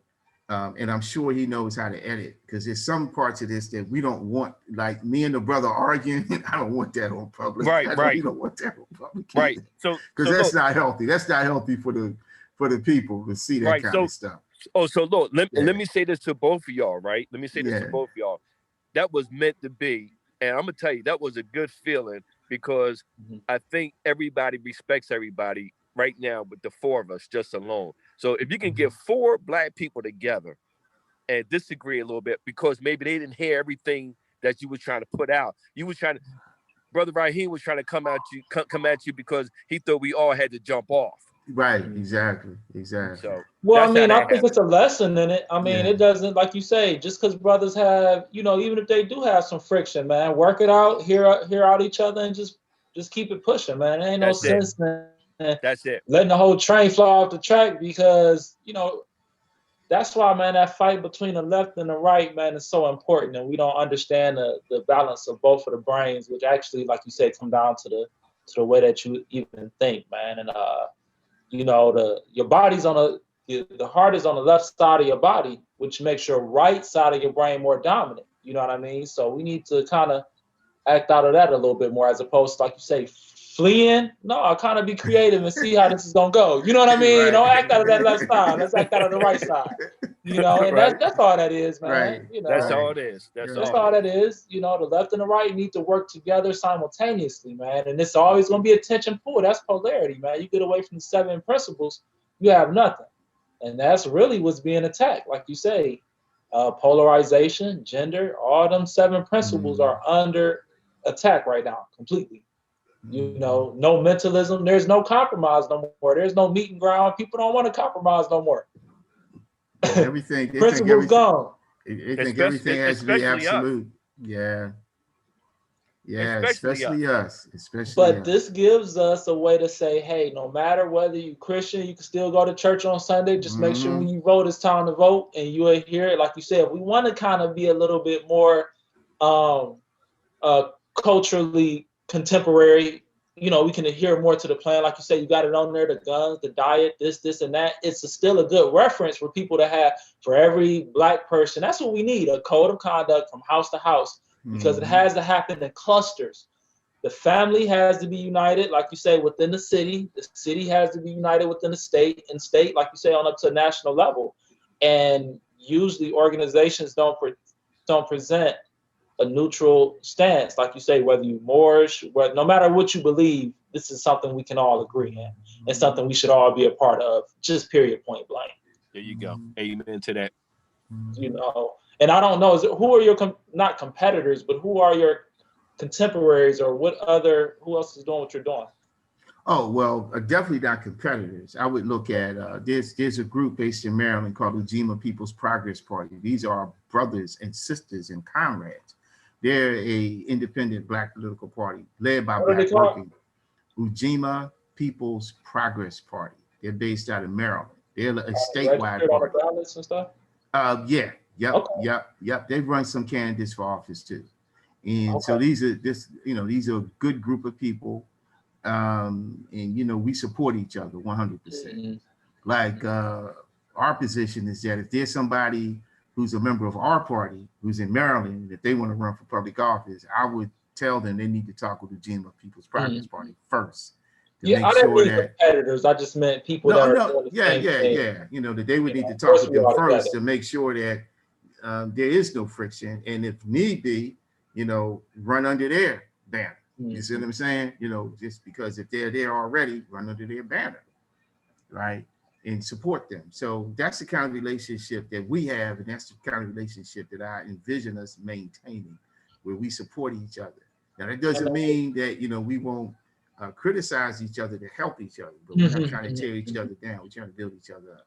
I mean, in which any other chapter, like you say, we should look to unite with the other chapters that have the same philosophy or mission and core values as we do. Sure. On a certain level. Right. Yeah. On a certain level, like you say, they may not be all the way, we may not be 100% in line, but even 70 to 50% is still a win. Yes, it is. One of the things that's very unfortunate about so many of us is individuals and as groups or formations is that unlike our oppressor, we'll have like a 10-point agenda and we'll call a meeting and we'll disagree about maybe 3 points, and out of anger and out of frustration, storm out of the room in the meeting with nothing accomplished. Whereas like our enemies and oppressors, they have the same, not the same issues, but they have a 10-point agenda, disagree on 3, agree on 7, call that success, take a photo out, hold a press conference, holding hands and shaking hands in unity. So, we haven't quite mastered that yet, right? And, we're going to have to learn how to do that, man. We're going to have to learn, I guess, as Dr. King said, we're going to have to learn how to disagree without being disagreeable. And, disagreeable being defined as being hostile, being violent, being disrespectful, publicly shaming, condemning each other because we didn't agree on the 3 points. Now, we in agreement on the 7 because we didn't agree on the 3. I'm gonna talk about your mama. You're gonna talk about my kids. We do some crazy stuff. Yeah, man. We do some crazy stuff as Black people, man. So we gotta learn how to get away from that, It's the train in a tunnel analogy. I don't know if people have heard it, but it's like, people hate hearing, what you have to say, regardless if it's the truth or not. I mean, don't worry about how the message sounds. Just take the doggone message, man. That's just the bottom line. Everybody's not going to be politically correct or this or that, but we've come to a point where an opinion has been deemed an attack, and that's not cool. No. You know what I mean? And that's not cool at all. Because even with politics, we know we don't, determine nothing that none of them white men gonna do. We can't relate to none of them. They can't relate to us. But you want to not have a good Thanksgiving dinner because of politics or for somebody, and kind of maybe, if that was grandmama back in the day, she'd say, "I'll smack your face when I vote for Biden." You know what I mean? Right? Hey man, check this out. Hey, look, bro, I'm gonna tell you something. I heard. This is on the talk show. I was watching some talk show, might have been on YouTube. It was sad. This one brother, man, he said that because he voted down ballot, Democrat down ballot, didn't vote for Joe Biden. Now, obviously, this is a young brother, right? He's still connected to his family, his mom and dad. He said his mom took his credit card, man. I was like, I bust out. Hey, that's punishment. Hey, that's punishment. That's real punishment right there. His mom pushed back. She took his credit card, man, because he didn't vote for Joe Biden and Kamala Harris. Man, but you know what? Let me be honest. I mean, I'll be honest.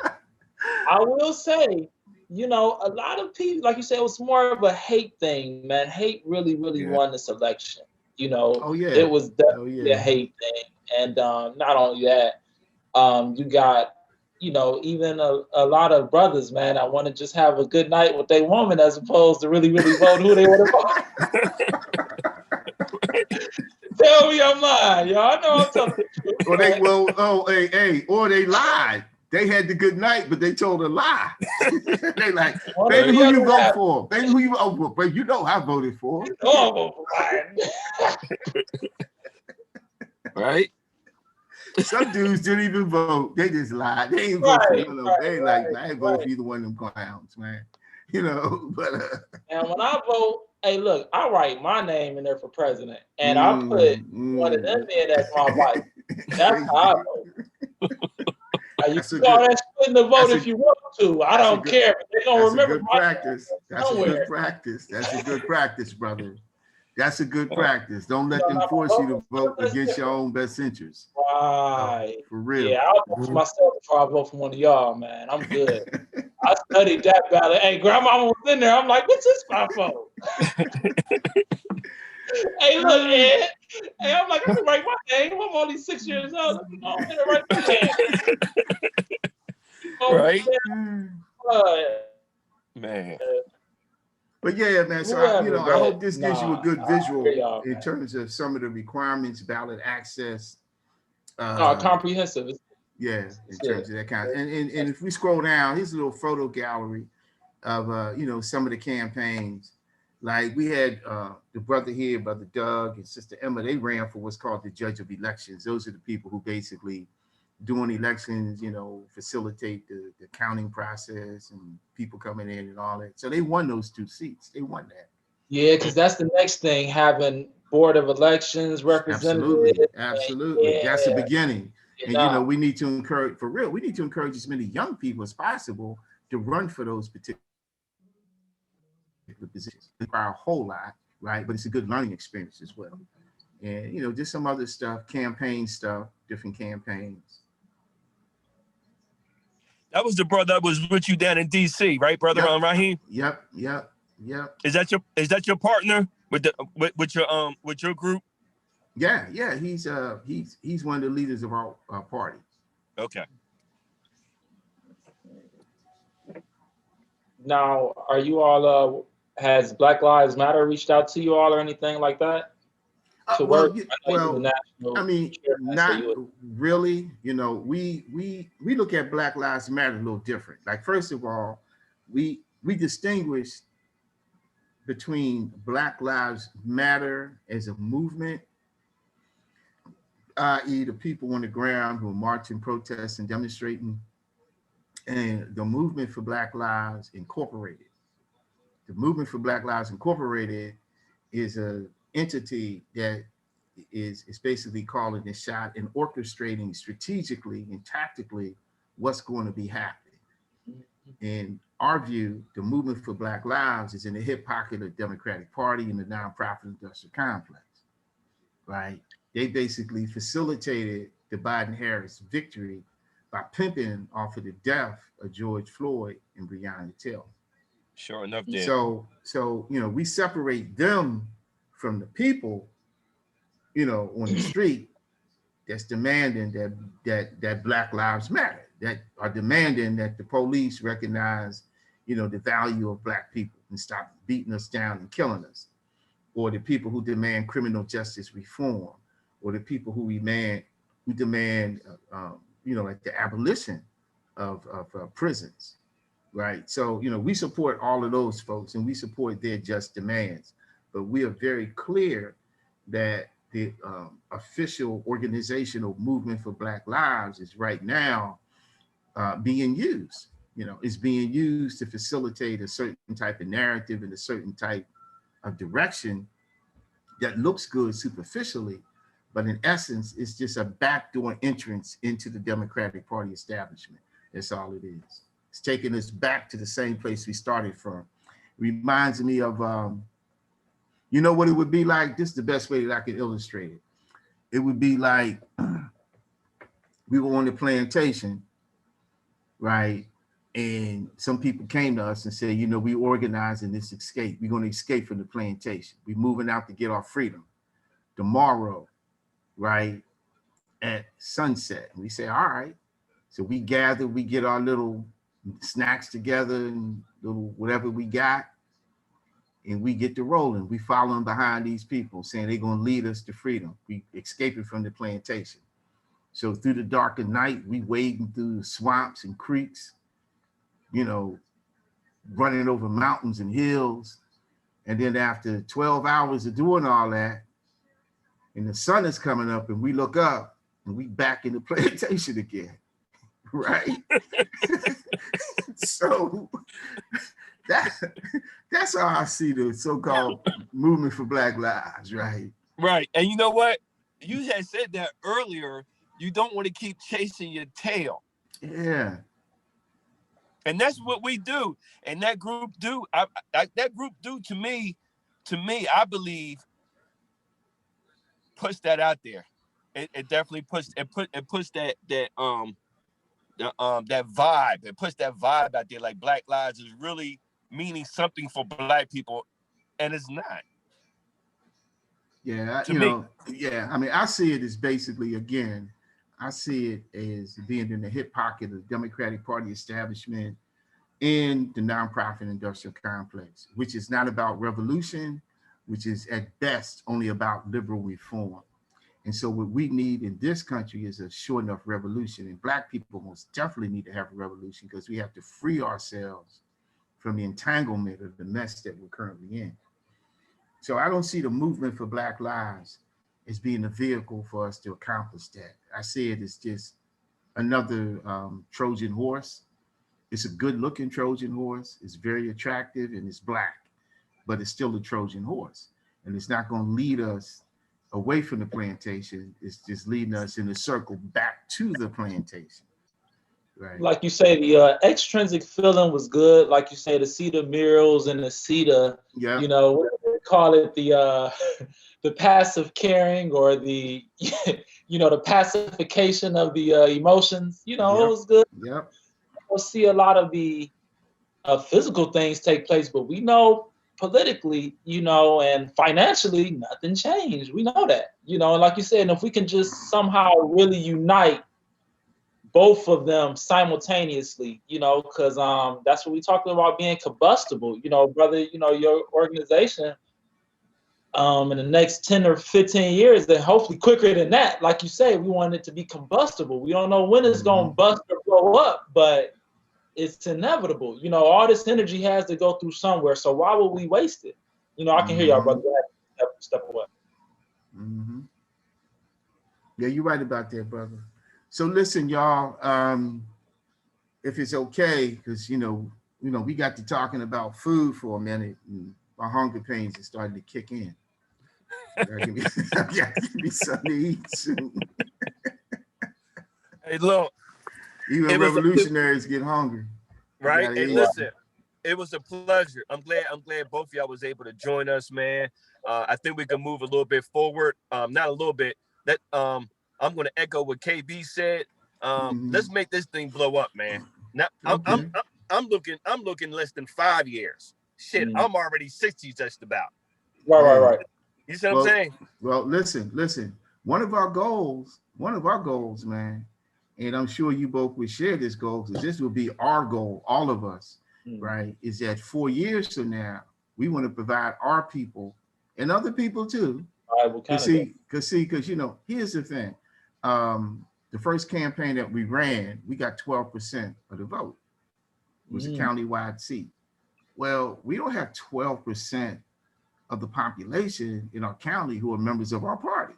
So that means we have people from other political parties and other races who voted. for us, voted for our candidate, right? So our hope is that 4 years from now, we will have a viable option, an alternative for people, especially Black people, when it's time to make a decision about the presidency. No, I know y'all. No, I know. We hope that option and alternative will be a candidate from the NAIP. Without a doubt, very soon. Yeah. I wanted to ask you, I know you over in Philly. Have you heard about the court case with Kathy Bouquard from 2019 and the couple local grassroots nonprofit organizations filed a lawsuit against her saying, like you say, that there was discrepancies in the ballots, the way that they were being tallied. I would even share my screen and show you, but it's a full, she's the defendant. You know what I mean? In this whole case, and like I say, of course, it came out before in 2019 of November, and the voters expressed that it was insecure, unreliable, and inaccessible to users with disabilities, and not remotely compliant with state ballot requirements and violations of multiple provisions of the Pennsylvania Election Code of Voters' Rights under the Pennsylvania Constitution.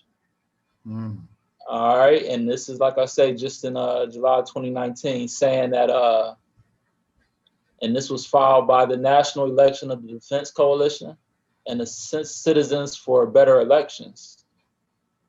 And like I said, I'm not familiar with that. Could you send that? Yeah, I was saying this was pretty interesting, given the climate of what's going on, and that fraud happened, you know, in that precinct in particular. And we know about Miss Kathy Bouquard and how she feels about certain things, but it was just funny that, and like you said, we talking about trying to get elected. Let me drop it in the chat.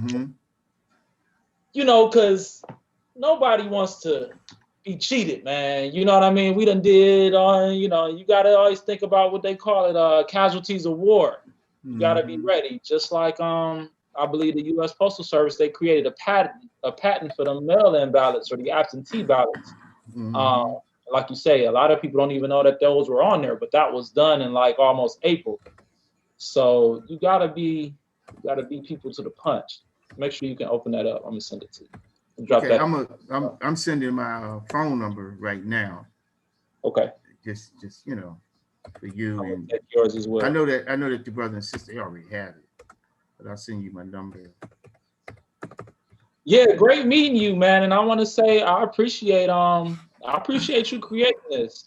This is something that, as a young brother and American, you know, whether you want to call yourself African American or just American, man, we all American. We can agree on this, that we need this in our political system. It already exists, you know. And as I said, we have to funnel all the other loose energy that we have, man. It's just a lot of loose energy, a lot of wasted energy, a lot of wasted time. You know, man, cut the fat and go straight to these doggone polls and vote in these people that we need to get in here.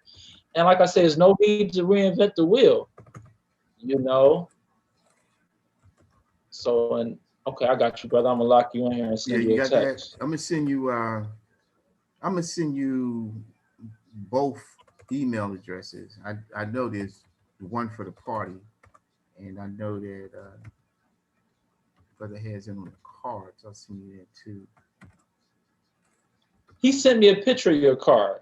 Oh, okay. Well, there you go. All right, so you straight. Yeah, you straight. So I don't need to send you nothing else. You got that. All right, so that'll work. Yeah, that'll work. But yeah, you know, before we go, let me get us down to this right here. This is called We Vote.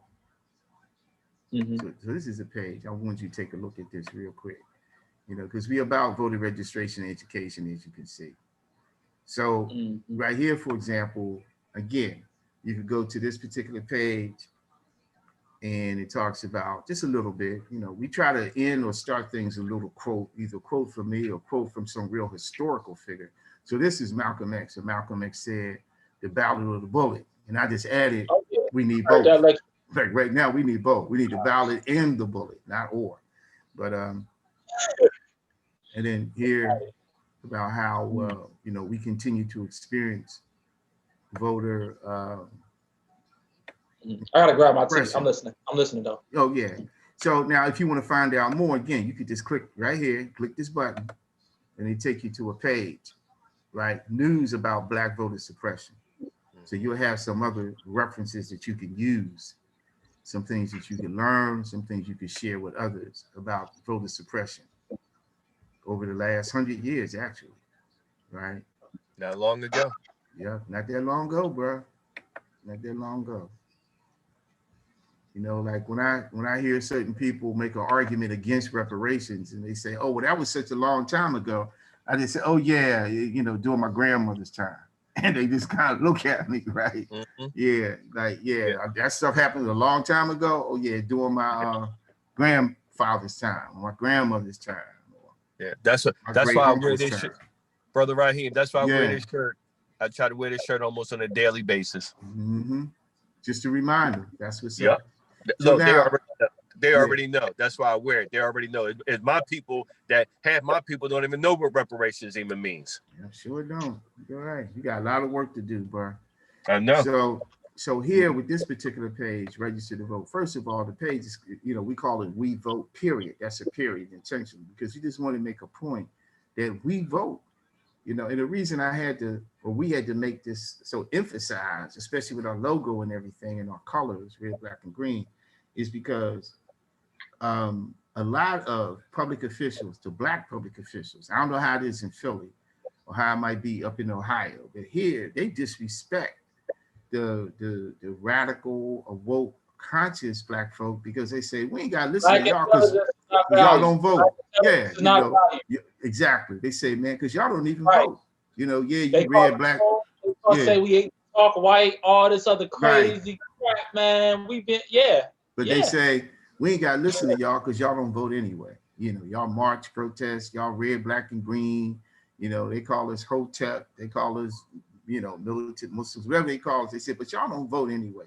So we created this page. It's called We Vote, period. As a challenge to them to let them know, yeah, we're going to march, protest, demonstrate. We're going to throw bricks and bottles and might even take a couple of shots, but we're going to vote. And so this is what's up, we vote. And so people can come to this page. You know, you can register people to vote. They can register to vote. You see what I'm saying? Mm-hmm. If they need to check on the status, if they need to get an absentee ballot, they could do that straight from their phone, straight from a laptop. You're a one-stop shop. One-stop shop. If they want to check on the status and whether they're registered for the upcoming election cycle, well, okay, we'll check it, brother. Check it, sister. Plug it in. Check your registration. And then for the teenagers who ain't old enough to vote, sign them up for reminders. Like, man, brother Khalid, I'm only 17. I ain't old enough. I'll be old enough the next election. Okay, well, sign up now. And as we get closer to that, you'll get a reminder. You get a text reminder, right? That you need to go register. You're almost 18. Right. Now, have you had any type of like affiliation with has the new Black Panther Party reached out to you or anybody else said, hey, brother, we like what you're doing, man. We got to get behind you and, you know, make sure we're a part of your organization, regardless of what we're doing. I mean, because there's plenty of people. I'm not bringing other people to the table, but I'm saying this to say, only reason they could not support you is not knowing about you. There you go. I like the way you put that, brother. Well, I'm just gonna be frank with you, man, because I mean, you got nothing but smoke and mirrors up until this point. Your reparations tide is tied to politics. You see what I'm saying? So you can talk about reparations all day, but like you say, where's the politics? Where's the people behind it that's going to ensure the fidelity of the money, the accountability of the distribution of it? And I'm not saying that, you know, you're monitoring who gets it, but I'm saying that to say to make sure that people don't steal it on a local level, regardless of what comes down, whether it's reparations, whether it's the platinum plan, whether it's the Biden plan, whatever plan comes down, we got to make sure it's being used in a way that it's supposed to be used and allocated the right way, which we haven't seen. And brother, you're right about that. But also our demand for reparations, especially the use of our survey, is what we call data driven. In other words, it's not just a demand based on emotionalism. It's not just a demand based on historical narrative, because historical narrative could be tight. And emotionally based on morals and ethics, you could be correct. But our demand is based on the data. Here's the survey. Here's the data. Here's the survey results. This is what people want. So it's important. So it's important for us to get this out so they can fill this out. Absolutely. So the big question is, how do you lead the horse to the water? We just got to keep getting the word out, brother. Keep organizing. Seriously, you know, right. Things like this mean something. You know, like check this out. I was brother Ed, I was admiring a lot of the things you were saying during our previous conversation. You know, the fact that you had Lynn come on, she's your sister, then you talked about your cousin and so forth and so on. And then I was talking with another member of our party who was expressing some of the same stuff in terms of how she was doing some outreach. And I laughed and I chuckled about it. And it made me think about things from a religious perspective, right? If I could just say this quickly, from a religious perspective, for those who may follow the Bible or follow the Quran, and you look at some of the major figures or characters in those two books. Well, when they were inspired or they got the word, they didn't go out into the larger community. They started at home. The first people they recruited and organized were the people in their home. The first people they reached out to were their family members and closest friends and associates. Whether you talk about Jesus or whether you talk about Muhammad, especially if you talk about Muhammad, you know, and Jesus, it's like that's who they reached out first. You know, Jesus, you know, was his mother. You know, supposedly Jesus had a brother named James, right? And then there was the people associated with them as he traveled. And some of those people were relatives, right? They were working people on top of that. You know, they were fishermen and there were other people, right? So he reached out to the regular common people. And Muhammad did the same thing. He reached out to his family. He reached out to his closest friend. He reached out to the common people, the people that other people look down upon, the people who have been slaves, the people who have been the lowest of the low. And so that's usually how you build that momentum. The real change starts from the bottom and works its way up. And I know I have a little I guess prejudice or preference for the bottom because I come from West Philly and I come from the bottom. And like I'm fond to telling the people what's the most important part of a cup or a glass. It's the bottom because it holds it all together. So that's just my little thing, right? But you know, we start from the bottom. Start from the bottom and we build ourselves up. And that's how, if you start from the bottom, then you know you got a secure, strong, and stable foundation. Right. That makes sense. So, you know, so that's what we believe. So for us as organizers, you start with your family. There you go. So you start spreading the message amongst the people who are closest to you, who know you the best, and who you know the best. You start with them first. There you go. All right, that's good advice. I love that advice. Yeah. And you know, you see that like in the holy books, you know, regardless of what your religion might be, you see that the people start with their family. You know, they organize their family first if they got one. And if they ain't got a family, they create a family and they start with them. Right? That's who they start with. So we got to do the same thing in terms of organizing. You know, organizing this movement from the bottom up, organizing this movement from the bottom and then spreading out, making it as broad and as deep as we possibly can. I think that's the key to success. You got it. I'm with you. Yeah, I think that's the key to success. So I'm definitely with you, bro. Check out more of the website and get registered real soon. If, like I said, I'm gonna connect with the local chapter and see what the brothers down here talking about, see what they on, and like I say, just get up with them and see if I can network. And like I said, other than that, we can stay in contact. Anything I can do to help you, let me know. My expertise is music and education. That's my number one thing, and always to mobilize the people. You need music. You know, I don't know if you want to do steel pans or drums or anything like that, or some type of ensembles where we're, like you say, we can have that whole, you know, combination of all of the elements together. I hear you, KB. I hear you loud and clear with that.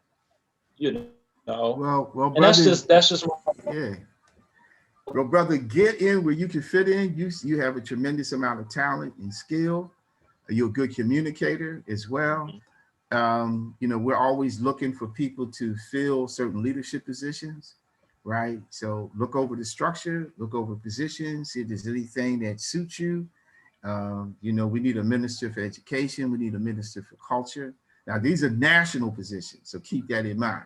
So these are not local positions, right? Locally, you know, we have brothers and sisters who are local leaders over their state. So we do have a state, like in Ohio, we have a state chairman and we have a state minister for defense. They're in charge of the whole state of Ohio, right? So, you know, we have different positions and stuff like that. So get in where you can fit in. And we'll see how things go. Sounds good. And I appreciate your perspective. And the brother's right. You know, we got to have back and forth, and we can disagree because it's the only way we can really grow. You know, it's the only way we can really grow because, you know, we all on the same page, but we may have different ideas about how to move to the next page. And if we don't hammer it out from time to time, we're going to stay on the same page, and that's about it. We won't be moving to finish the rest of the book. And so we got to debate, argue, whatever with each other in a principled way. Right. So we can advance the movement itself. And I think that's so important. I don't believe in, you know, we should never have a whole bunch of yes women and yes men. It doesn't help our organization to grow. We got to have some disagreement because, you know, that's how we learn. That's how we strengthen each other, you know, so it's all good. It's all good. But look, I got to get some food, man. So we all do, man. Yeah, it's getting It to was the point. You know, that's why you got to, I mean, like you said, usually the earlier we start, the better off it's going to be because that momentum just get to flowing, man. The first hour is really nothing, for real. Yeah. But this was a great thing, man. Let me know if I will push your website and what's going on here with you. So like I said, we need to continue to build that momentum and multiply and double in size, like you say, until we get where we need to be. And I will be putting some brothers in contact with you so you can give them this presentation. And like I say, get the word out there. I mean, it was great, man. I mean, it's a breath of fresh air. I mean, you really just dropped something completely into my consciousness that I did not know was there, an independent Black party. I mean, NAIP. You can't. It can't. Well, thank you, brother. Can I go run the world? Look. Right. Well, You can't get no better. Yeah, Craig. Hey, Craig, thank you again, Craig, man. I really appreciate you coming on, brother. Hey, thank you, brother. Appreciate it. That's already here. We crying about stuff that's here. I don't get it. Yeah. Yeah. You know, I appreciate it. I appreciate the opportunity to share and to learn some things. Sister Lynn, we haven't heard from you. I guess you went on lunch break or took a nap break or whatever, some type of break. Right. No, I'm actually still here, believe it or not. Okay. But I did start cooking. I'm cooking salmon and I got some Yes. You shouldn't have told me that. No, hey. Oh man, no. We definitely got it. Man. Some real food. Yeah, guys. Yeah, I had to put my fake face up. I was in there cooking. I was like, hey, y'all got the wraps. Y'all been talking. Y'all know y'all been on there for 4 hours. Oh, really? Oh, wow. Sure have. Wow. I'm like, wow, they got the wraps. But no, it's all good. It's wonderful. We need more of this. More, educating people to. We got to be creative. We're creative people. We got to create the change. So it's wonderful. That's right. All right, y'all. I'm gonna get off the phone. I'm gonna get off this call, man. I gotta get me some food. All right, y'all. All right. Okay. You got my number, man. Go talk. All right, y'all. All power. Peace, Okay. everybody. All See you power. next Peace. time. Black power.